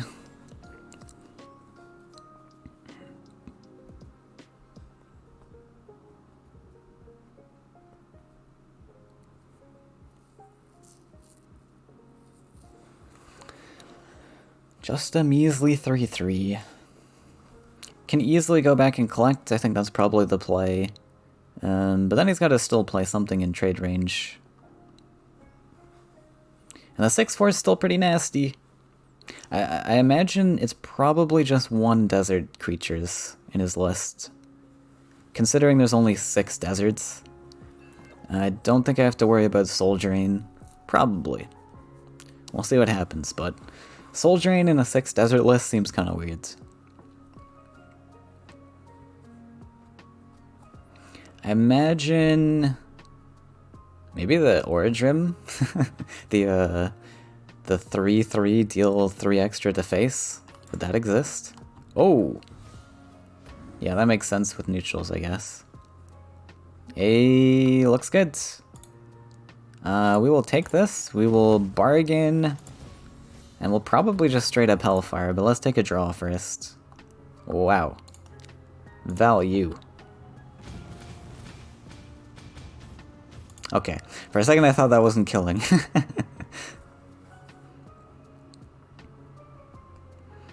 Didn't necessarily have to Hellfire there, I guess. I could have held on to it.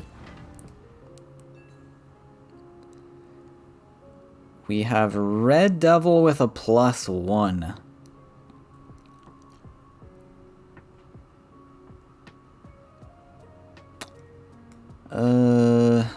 But then I can't bargain into Red Devil. I guess we top deck Flame Burst here.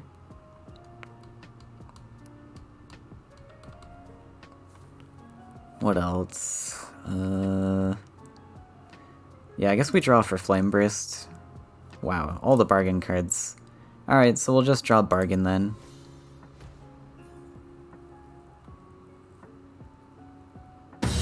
And wow.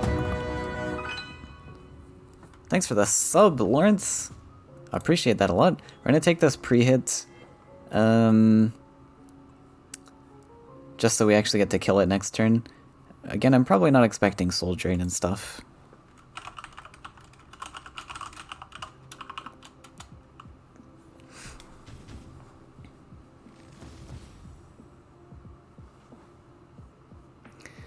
Happy to catch me live? Well, sort of live. Coming to you from the future. We have such amazing technology nowadays. Oh! Wow. I just got wind-gated. Uh-oh. I guess you can have that proc then. Unless we top deck Hellfire, Flame Burst. We still have 3 Flame Bursts to top deck. Don't top deck it. So this puts me to what? +3, 8? I really want this Red Devil aggro.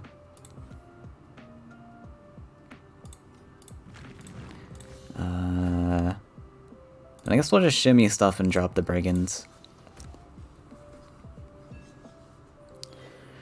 I don't have many lands to play stuff on.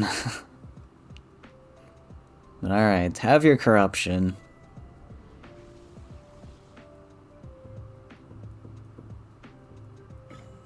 Oh, okay, just gonna surrender. Fair enough. Can't stop this value. Wow. The bargain list. 3-0ing Summer Flame. What a series. Is he online? Okay. Summer was not happy with his top decks.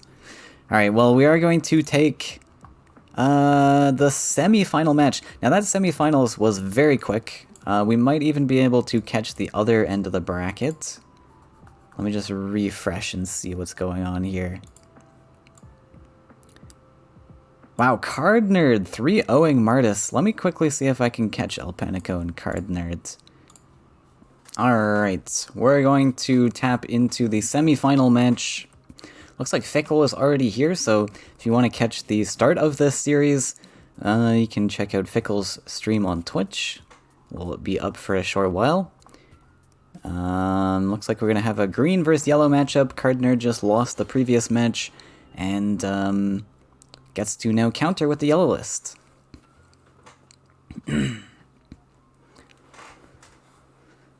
So we are still in the tournament, but we gotta wait for this semi-final match. So we're gonna be fighting whoever wins this series. Ooh, we got a green ramp, man.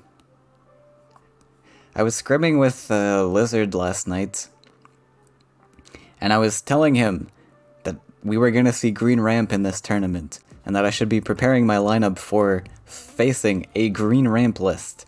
And he's like, no. There won't be any green ramp. There's not going to be any players running green ramp. Well, what is this, Lizard? What am I looking at right here?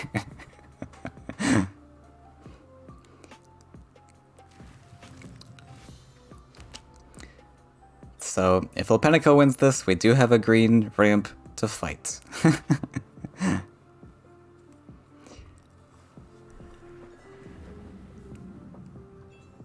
And looks like Card Nerd, oh, it's got Tarm in this list. So we've got a Solemn, very juicy pick. Not a card you see every day. The unfortunate thing about Solemn is that you can't actually you can't use mobility tricks on this. You can't target it since it has Divine. So typically this is just a card that's just a stat stick you can slap down against red. The Corrupt is like nearly unplayable. It does help with Mistral Guide though. But this is sort of like, the Corrupt is like a nice bonus.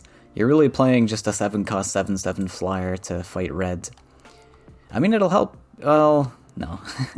It's really just to fight red. The stat line is nice to fight Willows, but I mean, you'd rather just 5-attack flyers anyways.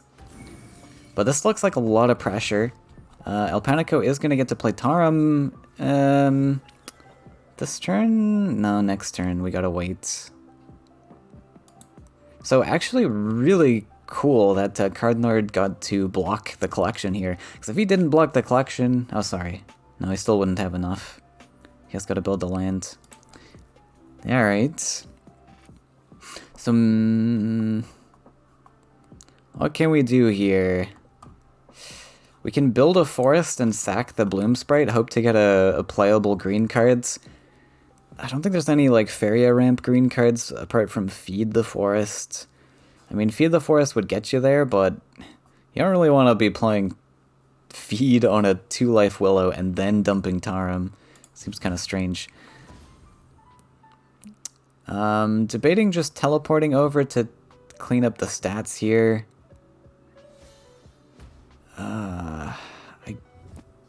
It's an option. Kodama's not great, but it is a 2-cost 5/6, so we'll take it. Solemn not gonna get to Corrupt, which is okay, but we invested 3 Faeria to do that. But, yeah, not many other options here in El Panico's hands. Finds a training. I don't think that's gonna make much difference. We have Wind Soldier. I guess we can Wind Soldier training.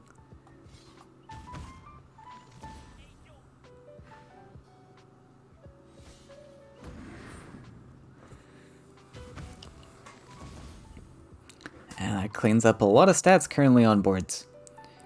El Panico's gotta be content with just an Oak Father. But we can block the Corrupt once again. It's just really expensive. Oh, okay, that is a huge pickup. We get to Oak Father feed now? That is not going to be that much still, but yeah, that actually only nets us 2 Faeria. That's not that amazing a pickup, actually.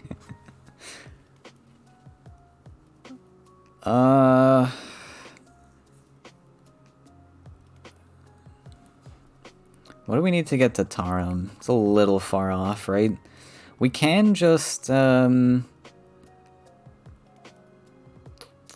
have to build the forest, so next turn we go up to 11. Yeah, I guess Oak Father's just fine. Oh, sorry, this is 11 life? Oh yeah, I miscounted. That would be +3 then, yeah. Top deck double Soul Drain? Oh wait, you can just champion to get the Corrupt.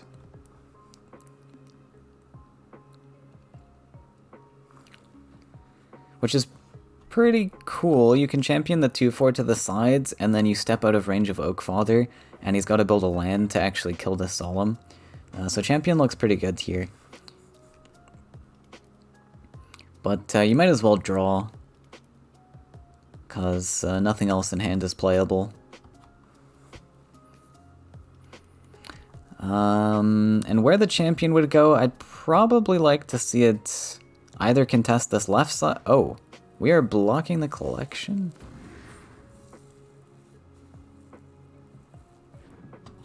I guess. Fair enough. Wow, I haven't heard that sound effect in a long time, I guess. I mean, I've seen Solemn play it. I don't even remember that sound effect. Very cool! We do get to see the Corrupt trigger.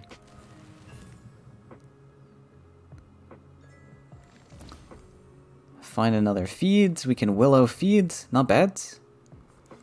Willow feed into Colossus looks decent.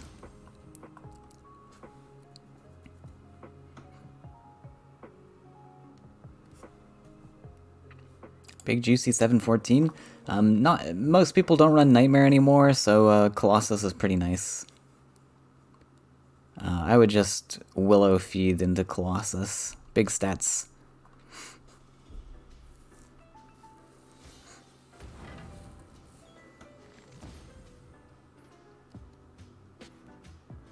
Wants to play the Zephyr. I really don't like the Zephyr though.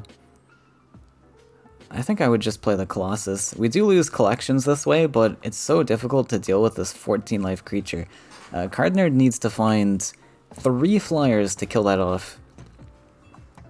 But okay, we're gonna go for that. Because I think face hits are kind of scary as yellow.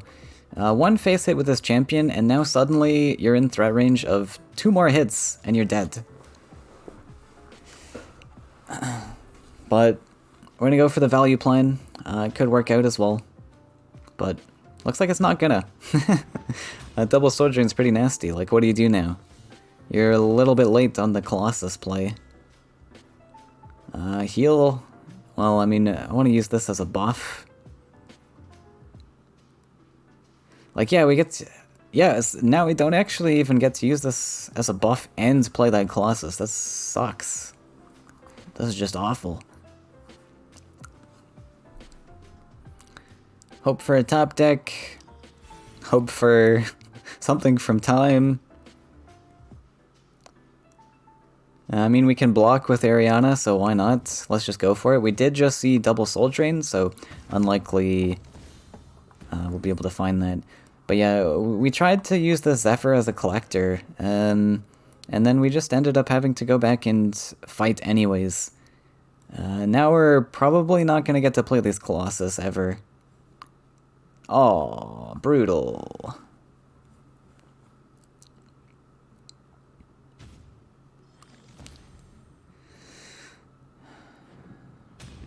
And here I just dump a Fnatic, set up that lethal. I mean, as green is really difficult to deal with.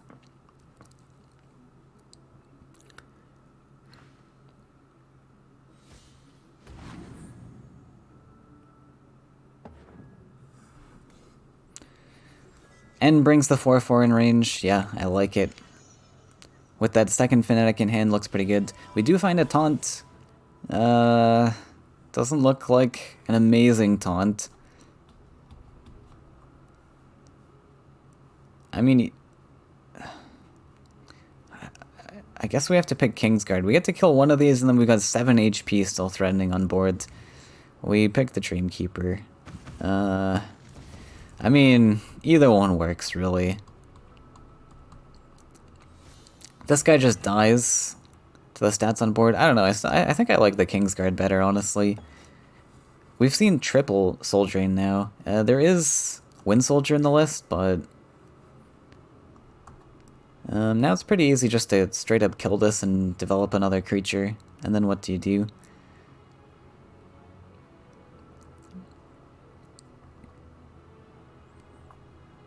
And this thing's even in trade range, so Cardinal doesn't have to invest his mobility trick here. Right, and the 4-2 survives even. So now we just dump the demon.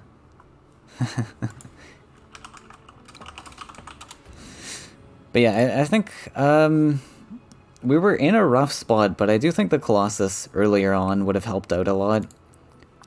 We were in a rough spot, though.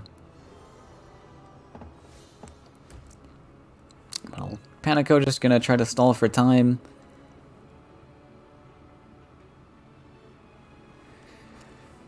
And there's lethal on board with that Fnatic.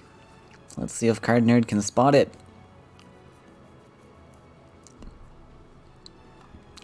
Goes for a draw?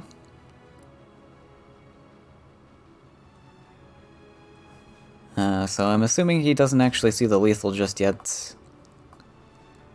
But we just need to Fnatic, push this demon away, and then hit in with the 4-2. Yeah, I guess he missed it. That's alright. Happens to the best of us. Yeah, we'll just take a value trade instead.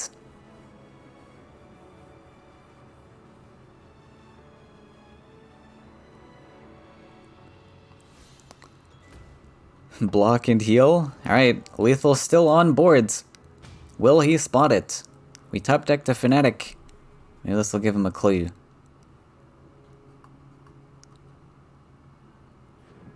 No, does not spot it. Alright. Oh, we're taking the long way around. Okay, I see. Alright. We got there eventually.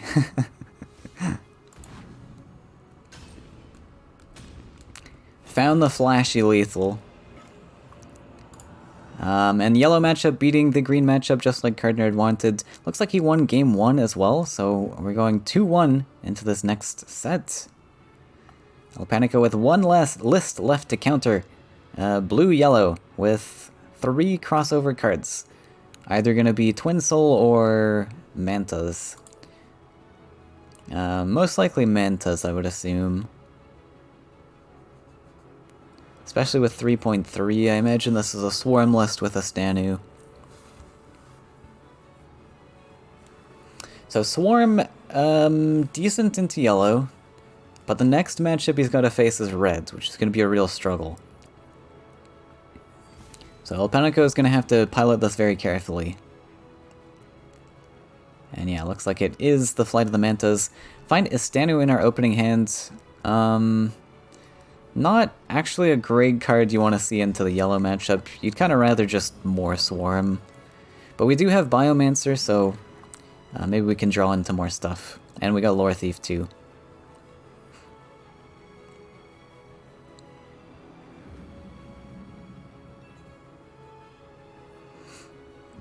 Water Ellie.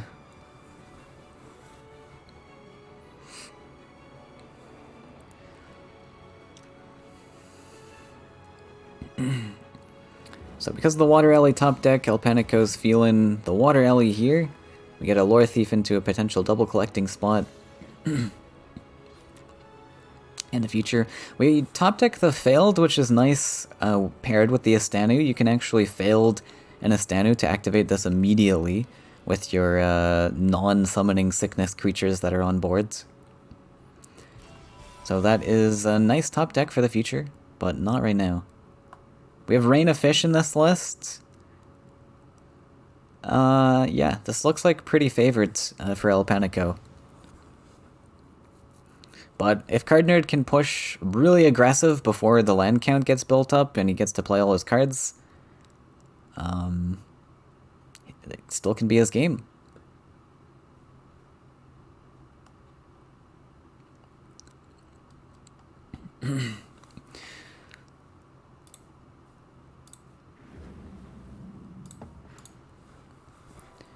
And Manta Rider is a good start to that aggressive game plan. Top deck's a Sunken Tower.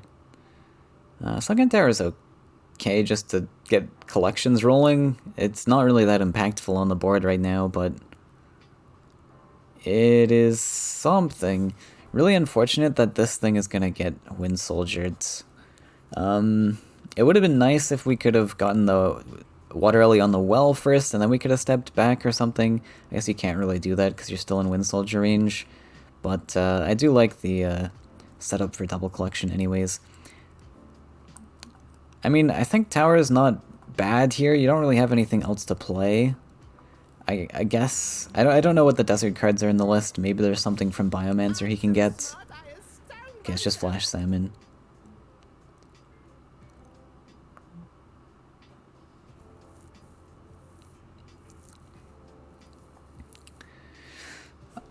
If it's only a Flash Salmon, I don't know if that's really worth it. I don't think he was really required to play the bio here.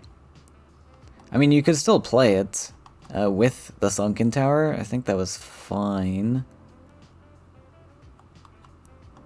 Like, honestly, you would have played at a Wind Soldier range if we just went collections right side. It is, like, unfortunate spending 2 on a Sunken Tower, but these are kind of neat also. If you are like desperate for a Istanu target, you can just dump one of these and it can transform. It plays around that Divine. Oh, we're not dumping the Wind Soldier. I guess we want to build to 5 lions. I guess fair enough. Wait, we don't take the clear? Really? Okay, well, I definitely don't agree with that. I think if we were going to do this play, we definitely wanted the clear. There's no reason not to take it. El Panico can just not kill this now if he wishes. I mean, he doesn't particularly want the Biomancer to be threatened, but wow, El Panico going for a draw instead of the lance. Really desperate for cards here. I don't understand the purpose of that. I mean, it seems like Flashwind is in this list to help with that draw. And now we're like really far away from Istanu. Like, I get to be like, I don't think you're actually that desperate to play creatures this very turn. I don't know. Like, with Istanu in hand, this seems like kind of the game plan we've been building up towards. But yeah, pretty brutal hand here. Wait. We don't take the value trades? Oh, we have to... Wait, what? Oh no. I don't like this. Oh, it's so expensive. I think I would have liked to just take the value trades? Like, I don't know. I don't know. And then we invest the Sunken Tower as well. That's really brutal. So here for Card Nerds, I would just develop the champion, I think. I don't really want a soldier in a 1-1. Develop the champion, get that 2-2 into a better spot, but okay, we're going to go for the Soul Drain. I guess we can still play champion. Nope, no. Oh, sorry. Oh, were we not on 5 lands there? Oh, he +1'd. Really? +1 with this hand? Okay, interesting.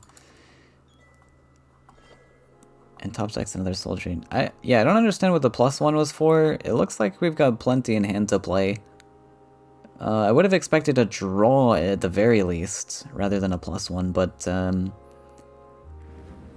maybe it's for like Solemn, protecting Solemn top deck in the future, and it's just really expensive. Needs the extra Faeria.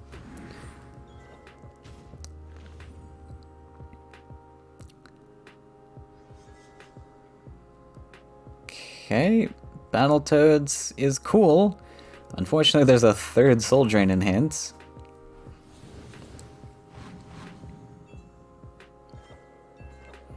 Oh, look at that. Predict! We did top deck the Solemn.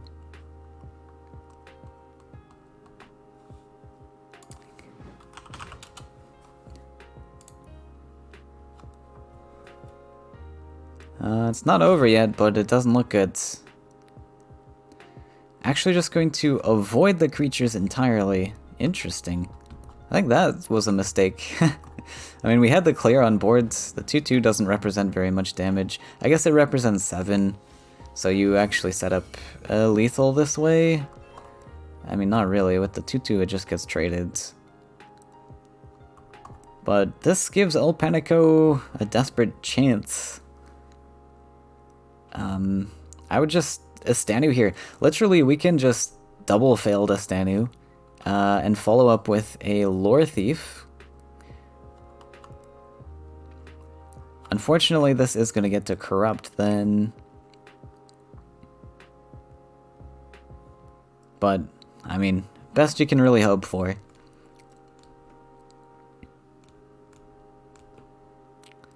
Wants to play Waterly. Right, I guess you can play the water. Oh, no, I don't like this at all, though, because now we have Estanu hitting into this. And now we even hopped? Wait, we just... We're dead. We just lost our creature. I guess he really wanted the collections. I think we're just dead. I really like to just... Like, we had the option to kill this and then body block the 7/7, right? I mean, we see that there's an answer in hand, if that were the play, but, I mean, that looked like the out I would have played for. Instead of, like, using up those creatures' actions for the turn, we could have just used them as Estanu targets, kill the champion, body block. Wow! Super-ack. Thanks for the sub. Appreciate that a lot. Finally got into a stream.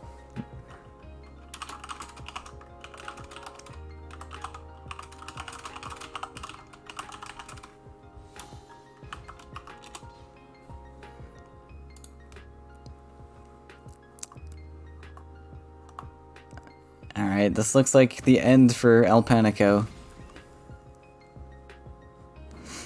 So it looks like we're going to be facing Cardnerd in the finals then. For those just stopping by, we are still in this tournament, but we were waiting on the semifinals match to finish, so decided to cast it. So we get to face this in the finals. Cardnerd taking out El Panico 3-1. Wow. Very powerful game. So let's get this match set up. I'm assuming Cardnerd probably wants a little bit of a break. So we'll give him a little bit of a break. But we'll be back very shortly, so grab a quick snack, we won't be long. Alright, welcome back everyone. We are entering the finals of the Aurora Open number 1. We're about to get started against Cardnerd. So we've got a red list, a yellow list, a blue-yellow, and a blue-yellow that looks like Disciple. That one's getting banned. Would rather not face Disciple today. So red, we have a counter with the green. I imagine he probably bans the yellow. We have counters to yellow that I've prepared. We did see that there's a solemn in this list. Got a little bit of a cheated insight into Cardner's list. But solemn should be fine. Yeah, Disciple is not fine. I don't like that. We're gonna just straight up ban the Disciple. Looks like our red list is being banned. Sad. We don't get to see the Capu steamroll this time around. Looks like yellow is actually my weakest matchup here. We want the green to counter red, we want the blue to counter yellow, so I guess we're starting with yellow. And this is just going to be Lizard's Monstrosity list. Still a very strong list. So definitely can make some wins happen with this. We're going to face the Mono Red. So this is our weakest matchup, unfortunately. But we'll make it work.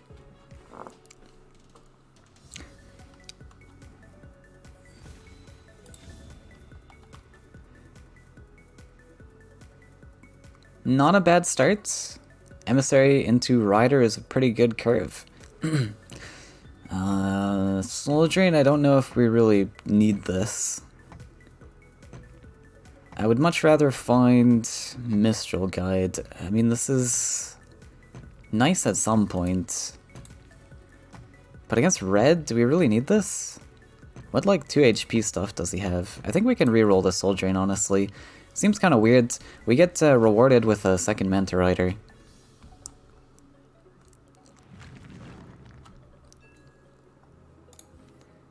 So we'll build the center land for this deck. Just for dash stuff in the future. Also a great Wind Soldier spot in the future.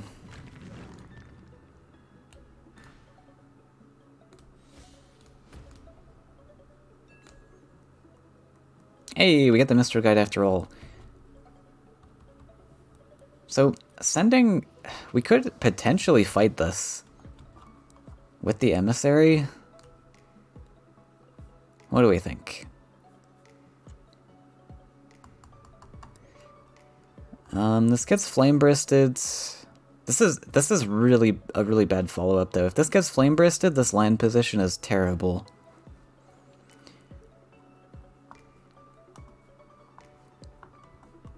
We could put the Emissary just here though. This is actually not bad.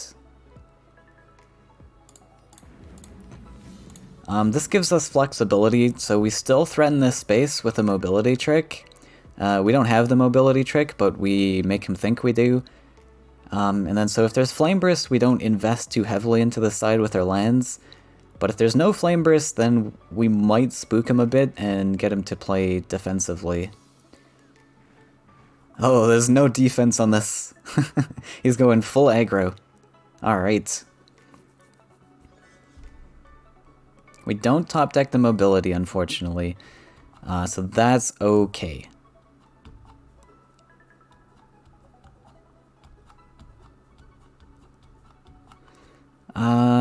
Kind of want to block this. If I want to play Mistral Guide plus something else, I need to explore. I'm on 8. Probably just send this other emissary to the other side. I kind of like just stepping in range. Just to deal with this 2-3. Yeah, we are going to build this.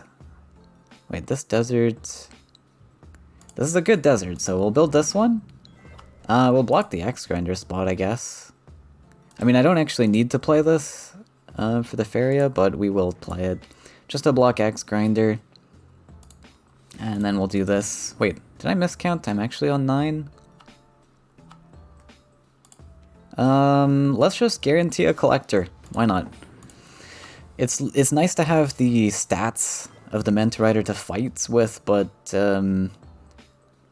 like Flame Burst is a really easy just take away my double collection, so I like having a very secure double collector. That looks good. Looks like a good start to winning this matchup.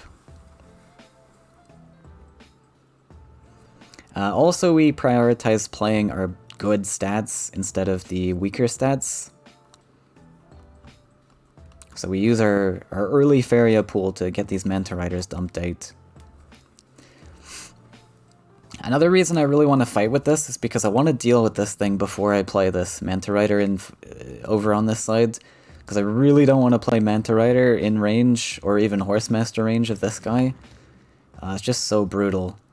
Copter? Slinger? Let's explode together. Takes a step back even. So mobility trick would be huge here. Wind Soldier's okay. We can draw. Flash Wind. So yeah, we'll set up a double collector. I think we go for the Flash Wind here. Does play into Ground Shaker a bit, but that's okay. And instead of Wind Soldier, we could just body block with a creature. Which I don't mind. Does play into Ground Shaker, so how can we play out of Ground Shaker range? Honestly, Manta Rider is not bad. We give up the 5/3 body into this.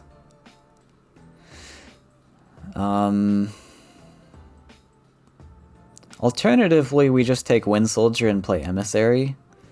We play into Shaker Wrath a little bit. If we play this, and he Shaker Wraths, like, that's fine. Let's see, this plus this is really weak to Shaker Wrath, right? And we have nothing on this side. We can follow up with Rider, I guess. I kind of like hanging on to this, though. I'm just going to dump the Manta Rider. I think we can just block Collection with this and it's fine. It is not bad for him to just take this. And actually, Shaker Wrath does the same thing, I just realized. But this costs us 5 as opposed to 6. And 2 cards. So it's a little less devastating. We can get Axe Grindered here too. I guess that is another thing to consider. He gets the Axe Grinder spot now.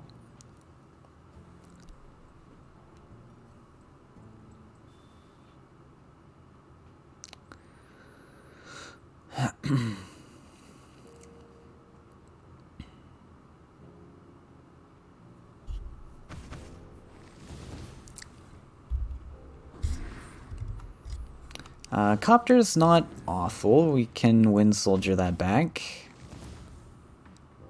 But that is a pretty good Copter for him. And a Herald. Gets a free face hit. Wow, top deck the other Manta Rider.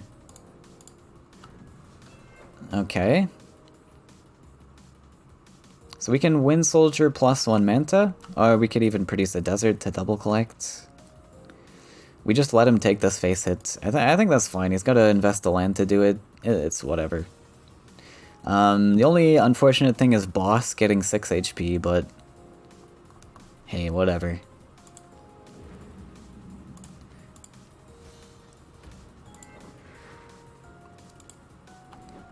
Another unfortunate thing, this gets Flame Bristed once again, and then he gets to combat it for free. Maybe we actually go for Emissary.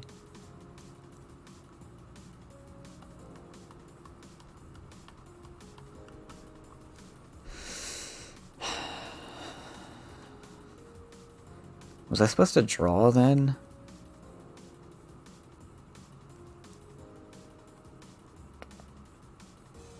We can also play out of Bomb Slinger range if we put it here.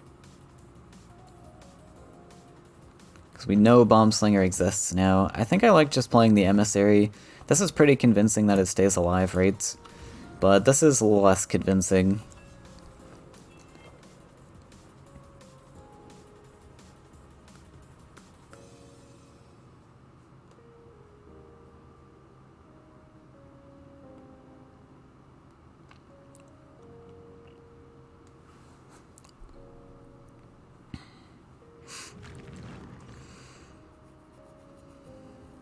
Goes for a 5th mountain. And does play the boss on 6 HP. Awkward. Good pickup. Is that good? We don't have enough.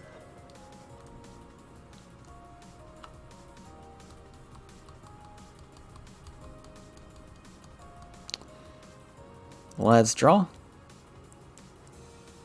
Mistral. Oh boy, well this is super awkward, isn't it?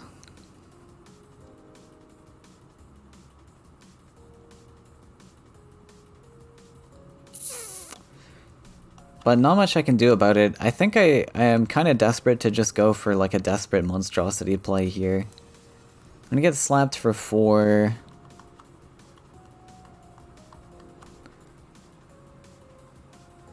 Because I don't think I'm winning this. The 6 HP is really brutal, but it wasn't much I could do to play around that.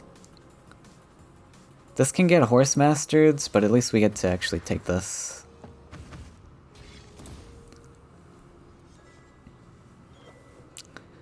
And horse master's fine. That's whatever. Gonna give him a lot of combat hits.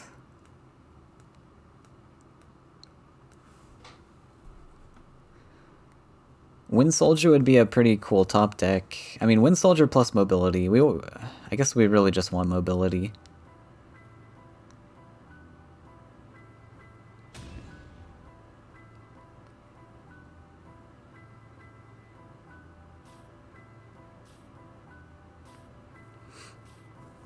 Why am I using only no DLC decks? To prove that it can be done. Everyone's always complaining that DLC is too strong. Well, I say everyone, I mean people outsiders of the game. Hey look, Wind Soldier. Oh wow. So I do still need to top deck some stuff. One thing I could do is just... Can I race? No. I can't. I cannot race. We're gonna have to dump the Manta Rider. Wind Soldier does not help with anything. So we really want mobility here to start the race. Could even just dump the Wind Soldier for extra stats too. Mobility? Soul Drain's not bad, I think. Wait, we're on 8 here. We're on 8, we're on 9. That cost me 10. Awkward.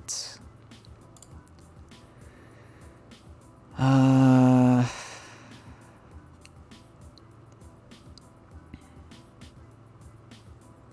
on 8.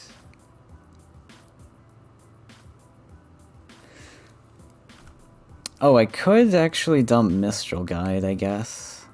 No, wait, that doesn't make sense.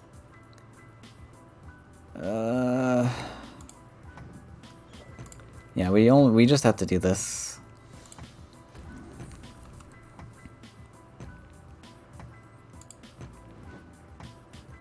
Don't quite have the clear on the Axe Grinder. And... Oh wait, I could have done that still, but... I don't think it matters too much. We want the stats on board.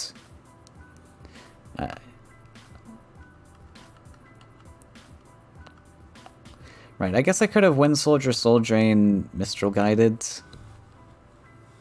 That was an option. We do want to save, actually, the removal options for this thing. Oh. Yep, fair enough. It's pretty good. Not much I have to deal with that. But now we at least have a clean answer on the boss. It's a little bit late, but we do have an answer.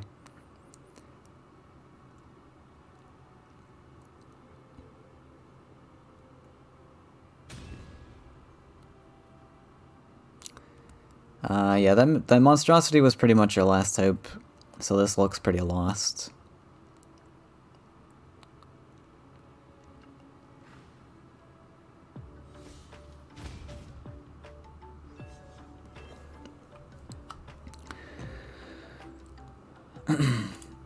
We drain. One cool thing we can do, this is a cool little tech, we can Mistral Guide here, let's see, 4, 5, 6.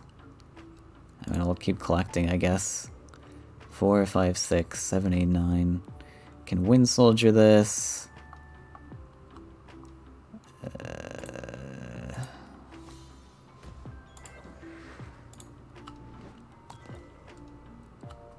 This, we can draw.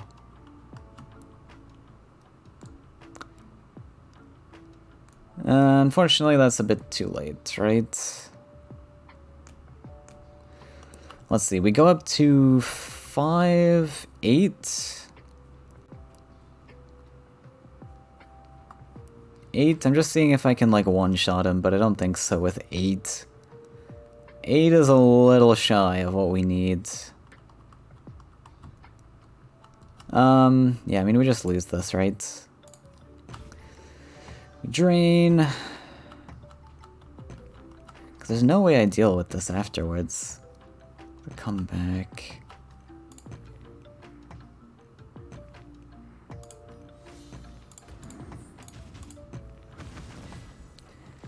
And we get to dash. Neat. Mistral Guide allowing us to dash the little Manta over. Very cool. So yeah, Monstrosity didn't make any sense. I mean, this is still weak, but like, better than nothing. We're gonna get coptered here.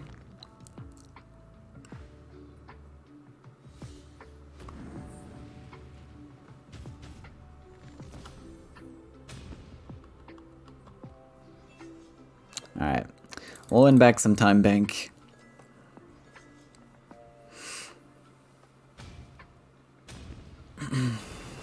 Okay, so the monstrosity list has been defeated. Unfortunate, but hard to really play into that matchup. So we counter with green, we get countered back with yellow, we counter back the yellow with our blue, and then we hope to win this yellow-blue matchup with the blue list.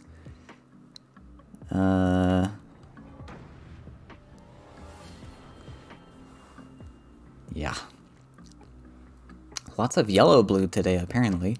El Panico is playing yellow-blue in the last match.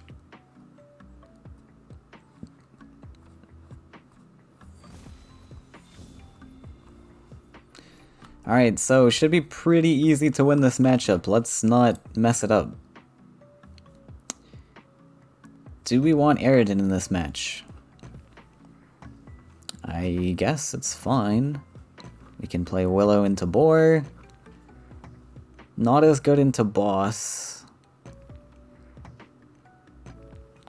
Ideally, I would like not Boar, but actually we can toss the Willow, I guess.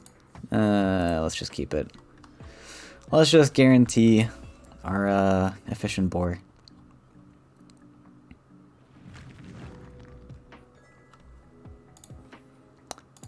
We'll match sides with Aridin.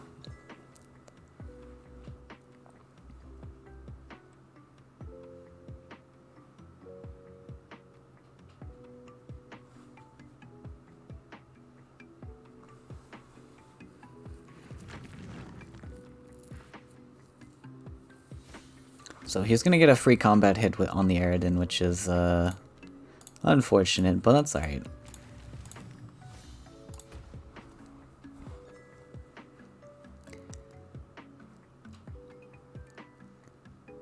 Optionally, we can just fight that with the Ancient Boar.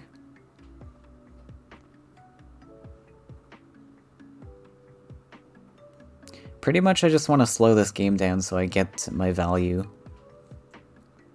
Giving me the trades. Wow, he says you can take it.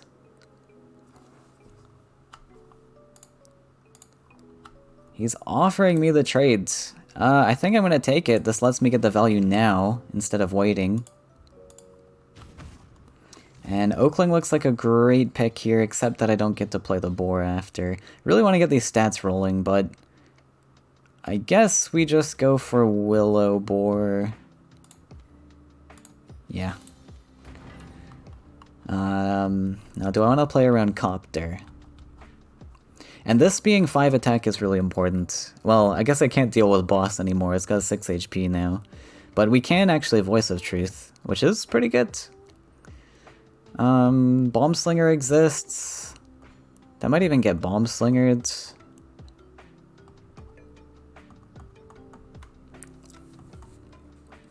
So Copter is, like, not that brutal for us. Bomb Slinger takes this guy out, and then we lose... Yeah, I mean, we might as well just dash this away. I don't think there's any disadvantage to this. We always get to threaten the Bomb Slinger, unless it gets played here, but not the end of the world if it gets played there. He's probably going to go for the Axe Grinder spot. Well, he can take it.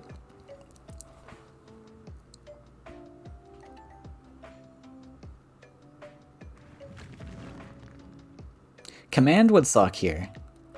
I will say command would suck, but it looks like we're just going to take the shards with Bomb Slinger.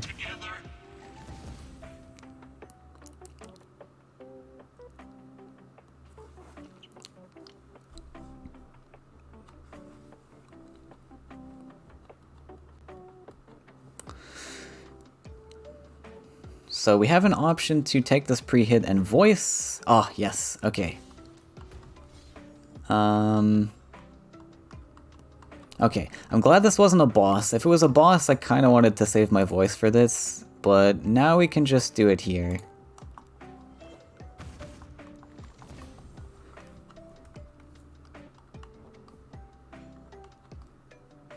Again, we really do want to get that Oakling out, but with the combat creatures on board, it's kind of tough.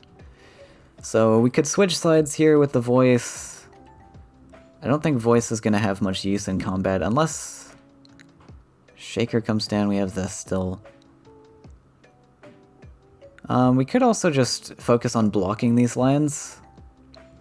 Because if I do this, I really have to invest another land, which is not what I want to do particularly.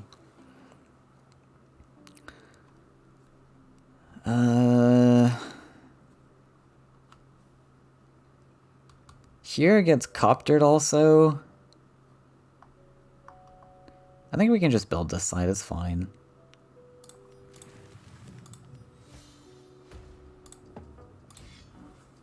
Oh yeah, that's a 4-5, forgot about that. Well, that's alright, we got that command.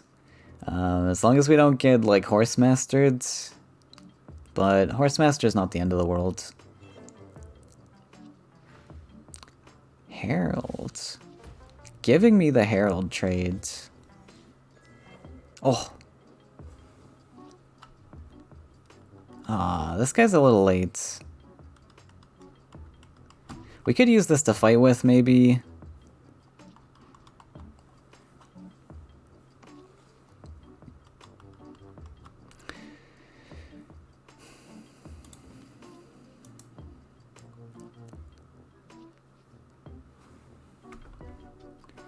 Really want to deal with this Brigand while I have the answer to it. This is going to be on 3 HP, which is not bad. I think we do take this investment.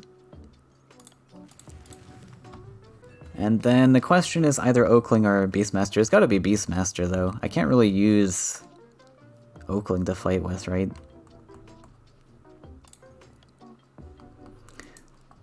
He's also got a double collector here. I think we're going to take this guy out. So now we either stop the aggro land or we stop the double collection.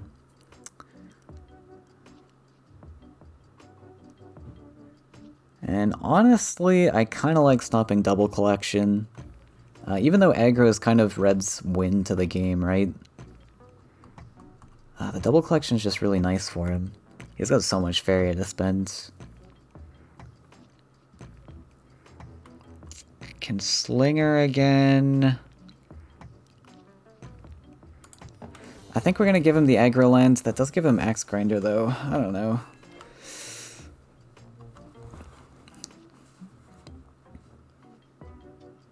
Hopefully we can manage. Like, with an Oakling coming, we should be pretty cool. There was an option to even like double neutral here, split. Because I might end up having to protect... What is this? A Horsemaster.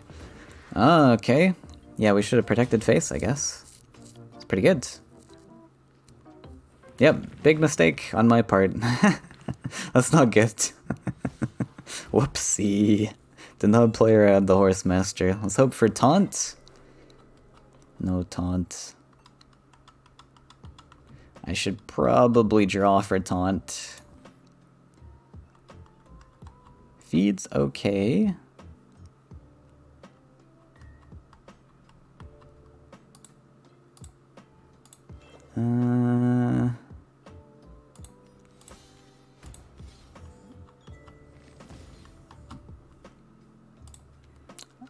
Second feed. Alright, let's take the second feed. Not the taunt I was hoping for.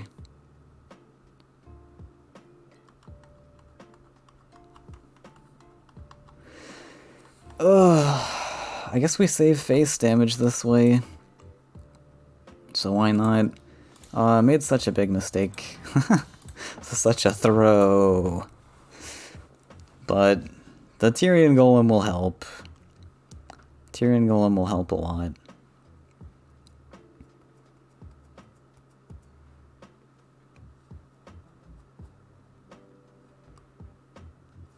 Man, this is such an easy play just to body block.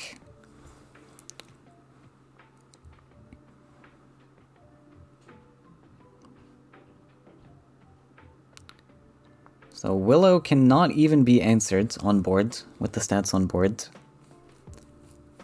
Which is good. Would like that to survive as long as possible.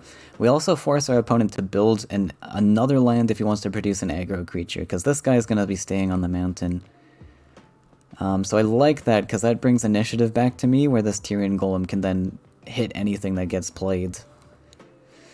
And we save face. We save face damage. We give him the combat hits, but we save face.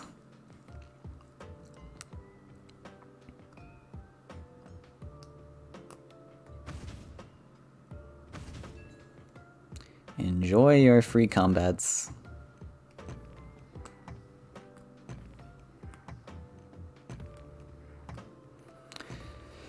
Stalker top deck would be huge. Okay, does find the Wrath. That's fine. Does find a Flame Burst as well, okay. Unfortunate. It's a Golem. Alright, he's getting another face hit in. Not good.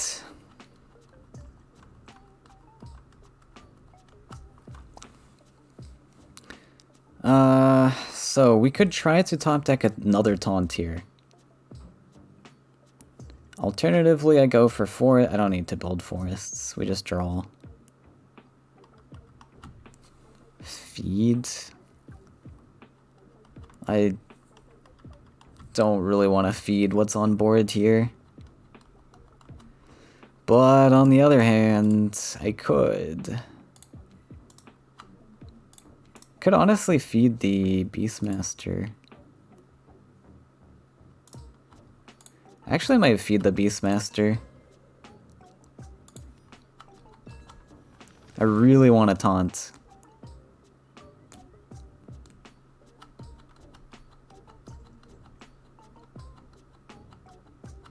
Does not find taunt. Okay. Fine.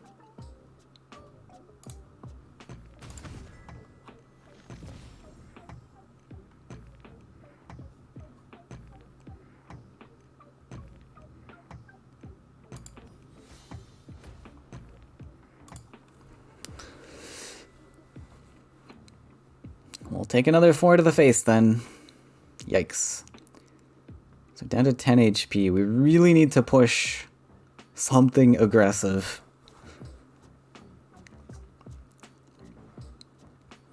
Because I don't think any Flame Bursts have been played yet.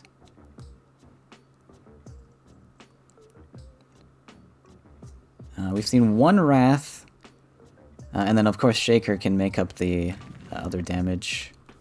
Oh, I forgot she could just build a mountain there. I guess we have the teleport in our back pocket, but I would have preferred to save that.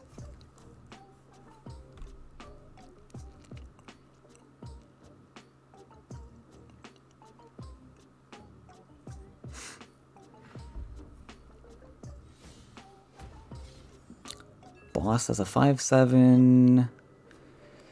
We can taunt now, that's good. We have so much Faeria, we might as well play this. Oh! Holy! That's incredible. What a top deck.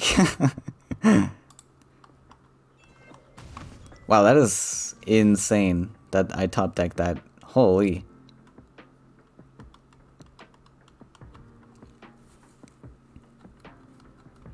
Is it worth going face with this now on 10 Faeria?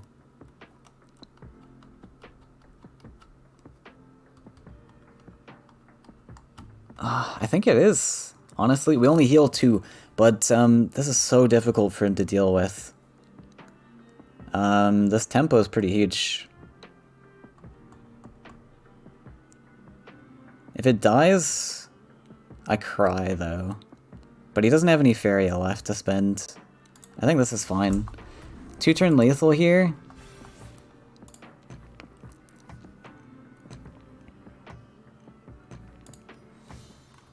We drop this.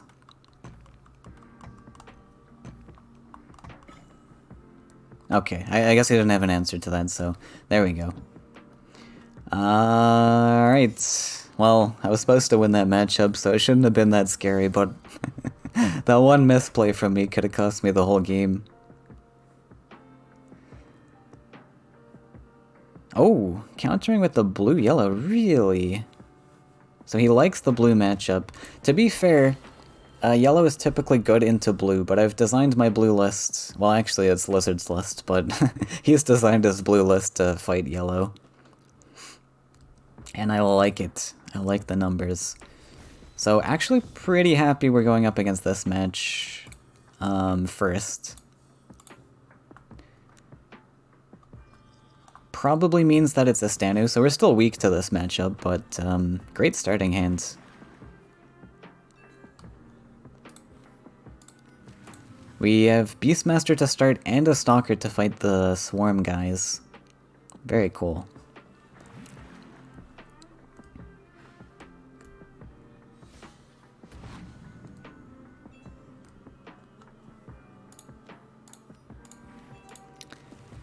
So we'll do this. Beastmaster comes, Stalker comes.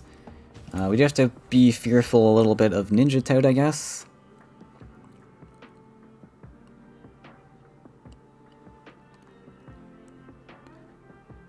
There was an option for me to go super aggressive. I don't know. Astanu's really big.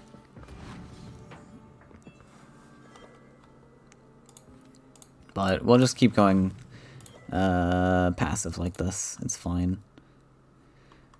So we get a 2/8 Willow, or we go for the Grove Guardian with 7 HP. This can be humbling, but it still has 3 attack with humbling, so I think we actually go for Grove Guardian. Humbling's pretty terrible there.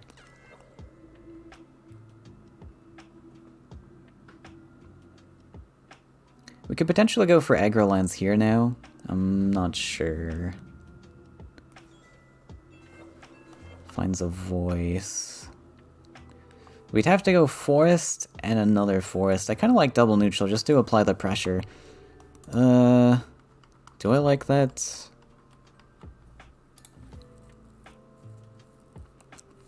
Still have to build 5 forests, but yeah, I think it's okay. Now to play around Sunken Tower, I think we keep the 2/1 here. No need to play anything else. We might get Ninja Toaded. No, we don't get Ninja Toaded. We might get Humbling Cypher, Soul Drained, so we could follow up with a creature. I guess Willow is fine. But then I want this, yeah, we'll just dump the Willow. Just to play around the full clear, so we keep a collector going. And we can, worst case, just step this guy forwards. We also want our lands pretty sparse, actually, so that we can threaten the, like, all of his creatures for when Astanu comes down. Because Astanu's just going to be brutal.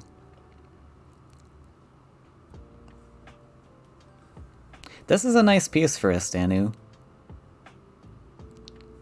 Get to lock him down?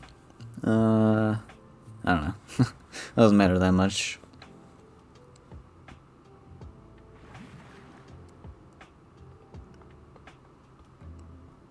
If there's Rain of Fish in this list, that'll be super annoying. I guess it's not that big a deal.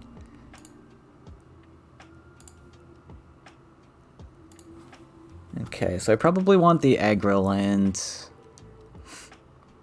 Even though this puts everything in trade range. I really...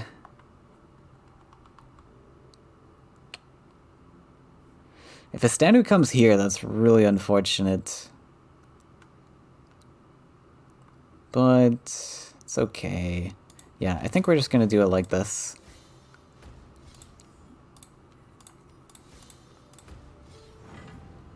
And then a Stanu. Anything I need to play around. Istanu comes, collects, slaps here. Yeah, we'll just come over to the sides. I guess I should have stepped back just to play out a Soul Drain range. No, we don't even get Soul Drained. He doesn't have 2 deserts. So yeah, it's fine. We can get commanded, but I honestly don't care if this dies. What I do care about is Istanu getting failed, and then he gets to come on the land. No, he still doesn't get to do that. I don't know, every play here is awful to take this, I guess. Training? I don't know if that's going to be a thing. He gave up this trade, so he must have some 1 damage source. Spirit Theft, okay. Kind of annoying. Maybe we can top deck feed? Another Beastmaster. We can't top deck feed now, unfortunately. This becomes... Oh, that's still a 3-4. We could voice. We could just pre-hit voice. This becomes a 3-7. Yeah, I don't mind getting this guy aggressive. Oh, no, I don't have enough for that.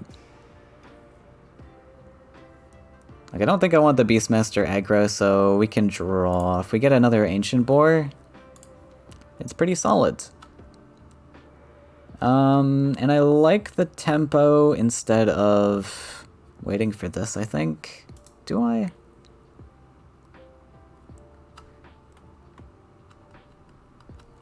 I guess we just go for voice, though. Or do we even hit at all? That's another question. Do we even hit at all?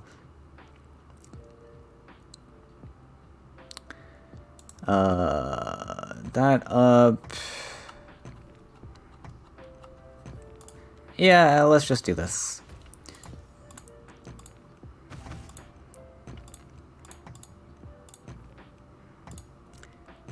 Now we can step back because he can actually double neutral here and Soul Drain. Now I like this play, I think, because I get to protect my Grove Guardian. I didn't want a free slap on this guy.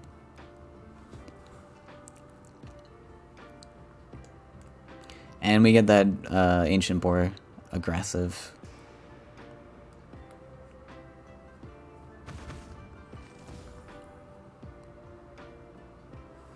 They have another Spirit Theft? Unfortunately, Boar for him is not as good. Oh, Rain of Fish. Gonna try to get the procs, and he gets them. Okay.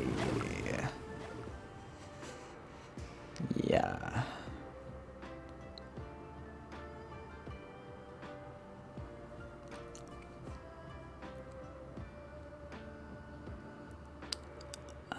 But that's not bad. I mean, that's a 6 fairy investment that killed 1 thing. So I think I'm cool with that. We will step up and produce aggro lands, and we can also produce voice. We have enough. I probably just collect. I don't care about this dying. Wait, I want something aggro. Well, I'd have to put voice aggro. I guess I don't want something aggro.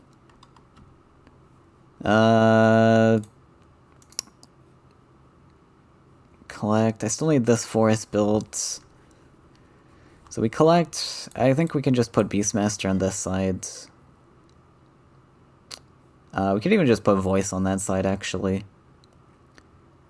This. Voice. Boop. And forests.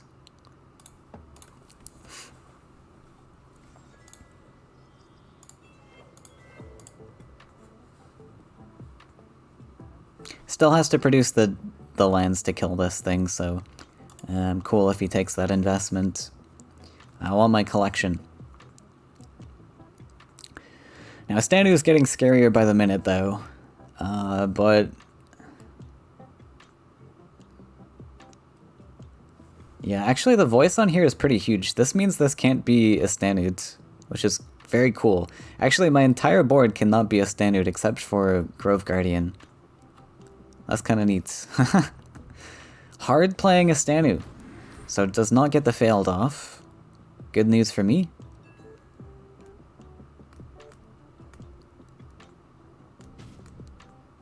Double Soul Drains the Beastmaster. Alright, I'm cool with that. I don't actually think that does much for me. I'm pretty cool with that. So now we can just keep hitting face. Hit face for 10, draw.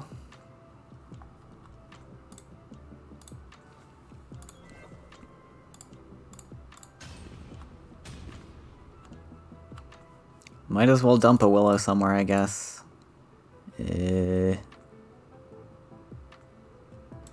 Let's see, so spookiest Stanus. I guess we want to keep the 4/4 alive, so we'll step the 2/7. And then this fish can transform. I mean, I guess I could put the taunt backwards. But then this one transforms. I don't think there's any stopping this Estanu from killing my Beastmaster. We can at least save a collector, I guess, though. But we also just want everything going face. What's he gonna do? He has to deal with the stuff at face anyways, so he's gonna put everything face, I guess, so we do want this face. Oh, we can just do this. Wait, I'm stupid, aren't I? No, never mind. That still hits. Yeah, that's... whatever, it doesn't matter. Then... step. Doesn't really matter.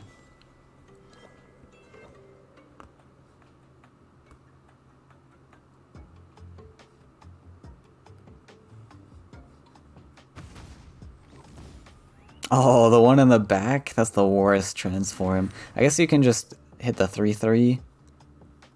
Yeah, and then this doesn't even die.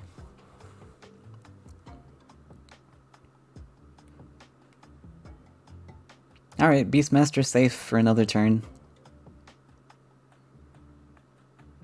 We have such little stats on boards, which ironically is playing in our favor. It means the Estanu kinda sucks. The reason Estanu's so good in this matchup is because he just eats through all my big stats, but can't do that if I don't have 5 attack on my creatures. Can't hit that. Gotta hit the taunt. Yes. Actually, I can just stay taunting this. I don't have to let this die still. Like, I shimmy the 2/2 to prevent Soul Drain, even though double Soul Drain was invested. And the 2/8 steps up, and then he just stays taunting, and I just get to hit face for 4 each time.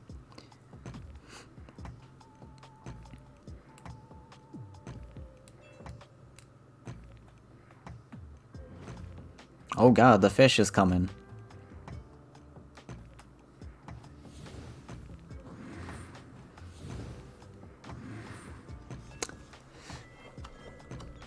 He might find Phantasm or something to clear this. Let's see, that's 5. I don't think he has the numbers to kill this, actually. We find a feed, we can draw. No Tyrion Golem yet. I kind of want to feed this. Tyrion Golem would be nice, because that gives me lethal, right? We'll feed this.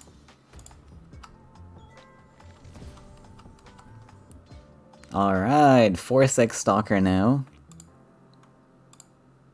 Little shimmy.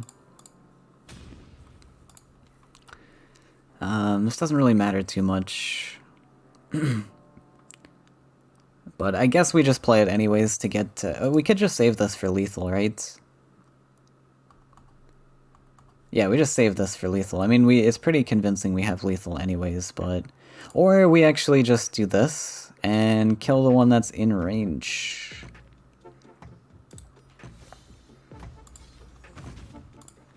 I guess that works too.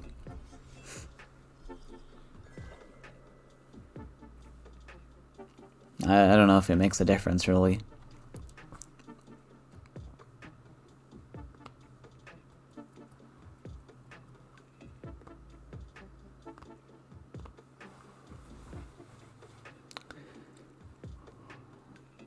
Well, I don't want to call it yet, but it looks pretty convincing for me, which I'm happy about, because this was the matchup I really wanted, or I was unsure what would happen in the future.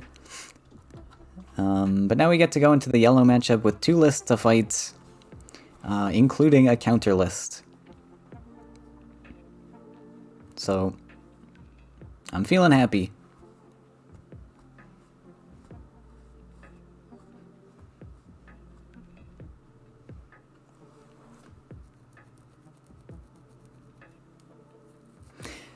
Yeah, I see a question about the Radiance from last game. Radiance was random, I just popped it off of time. I wouldn't say it's a lucky pull, but it was a... I mean, it was a good pull.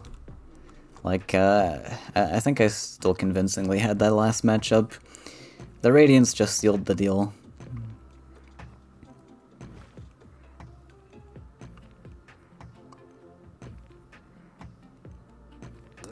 Goes for Rain.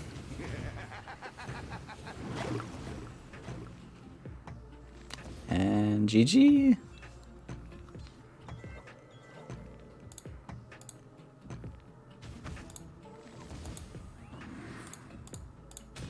Wow, lethal with Willow. Very strong. Alright, yeah, let's just move on to the next one. So, match point for me, we got the yellow list to get through. Now, yellow's pretty good into green, so we're gonna struggle with this one, but if we top deck really good in the early game, we can do okay. More looking forward to the blue matchup.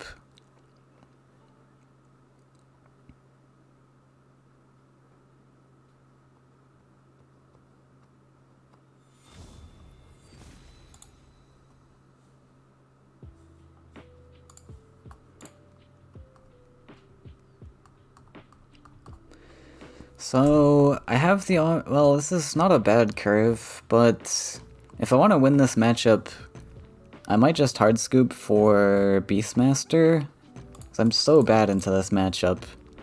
And even if I get, like, screwed over in this mulligan, I don't really care that much. Yeah, we still have a starting creature anyways.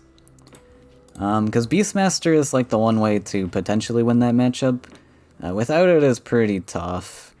And since I've got the backup deck, I think I can just do that full mulligan there just fine.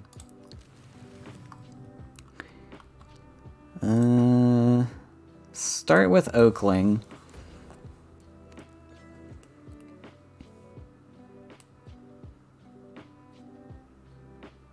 Now we do know that Solum is in this list. We saw Solum from the last game, or the last series.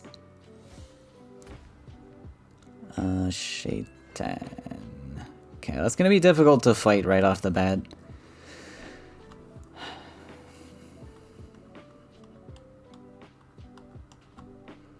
We could dodge sides and just try to go up this way.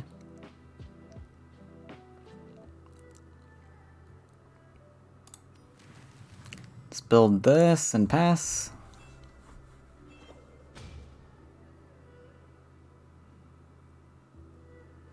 So I don't have any fighting tools for that demon, so we'll let him poke him in the face a few times. If he Training Flash wins face, we can taunt or something.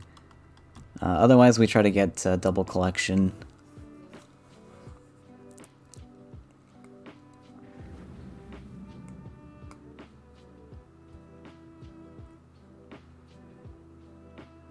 Could even try to go face. Like maybe the face pings make a difference, but unlikely. I guess, yeah, we can just keep building forwards.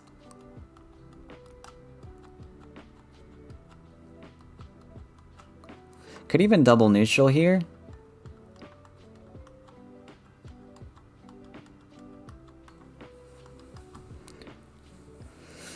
Double neutral.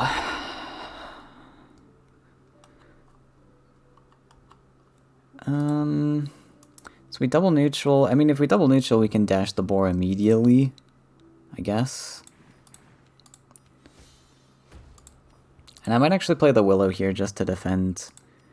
Because now we're kind of investing into a race. So we do want to defend against that training Flash Wind.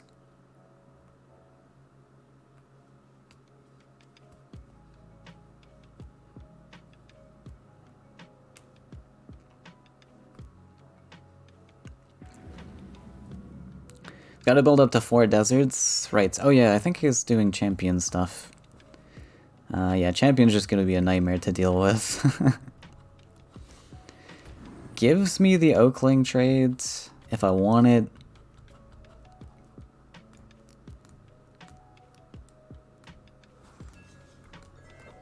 Ooh. Very cool top deck.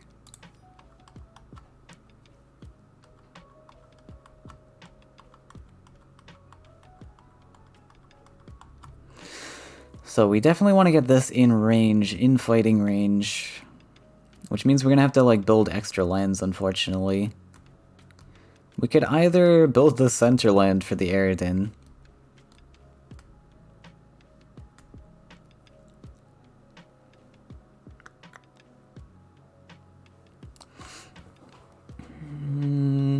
We probably, to be honest, we probably want this land in the future for a teleport spot, because we kind of desperately need to defend. I'm going to need these lands. And if I do this land, like this is in threat range of this just dying. I think...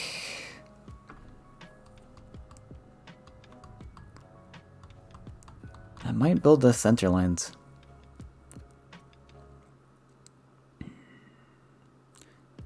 This becomes a 3-4, 3-5. This is a tough call. Really need this Oakling to die off too. You know what, we're gonna do it like this.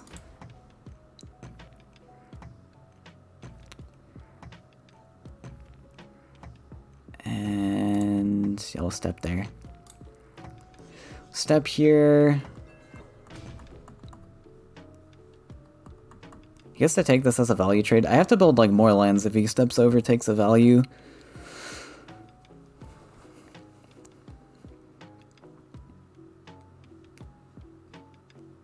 But this blocks my face. I think the teleport potential, like pivoting into a teleport lethal is pretty good. Because this thing is pinging him in the face, we might be able to sneak a lethal in the future.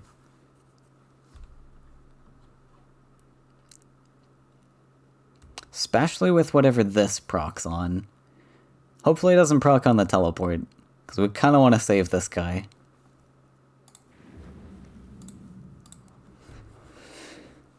Alright, he steps.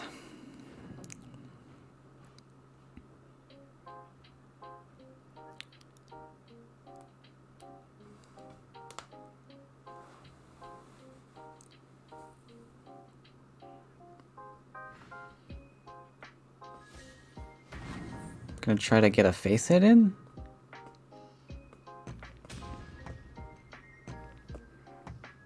Alright.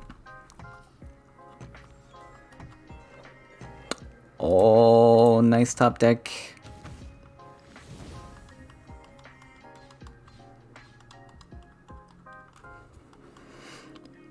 So I think I like just stepping this, taunting the 2-3. We're gonna stalker this guy. We'll move up here. Obviously feed this. Now if we stalker... I don't want the Oakling buff hitting this, so I guess we want to feed first. just so there's a larger chance that it doesn't hit this.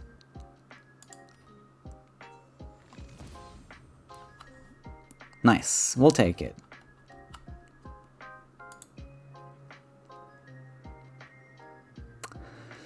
And it's actually probably worth it to play it here, but... Oh yeah, we can go Stalker.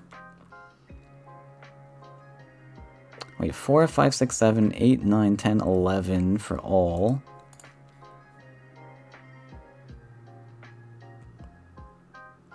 But I probably want to voice this. I don't know. 6, 3 HP.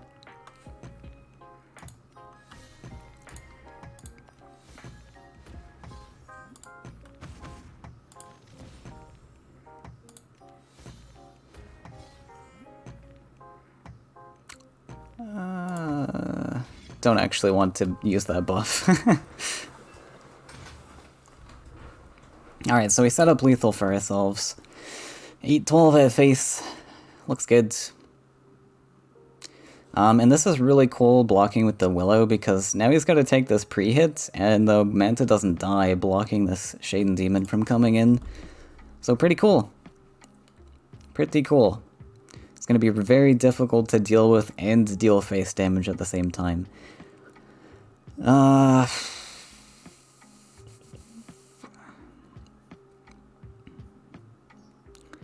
So if he uses Solemn to block here, we don't have the lethal anymore. But, I mean, that's... we'll accept that. Defensive Solemn. We'll accept a defensive Solemn.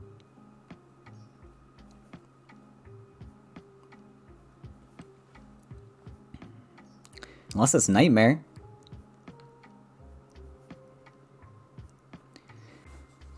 I think if it was Nightmare, he would have pulled the trigger already. That's a pretty obvious Nightmare. If it is Nightmare, though, then we can... Oh. Oh, he is confident. Well...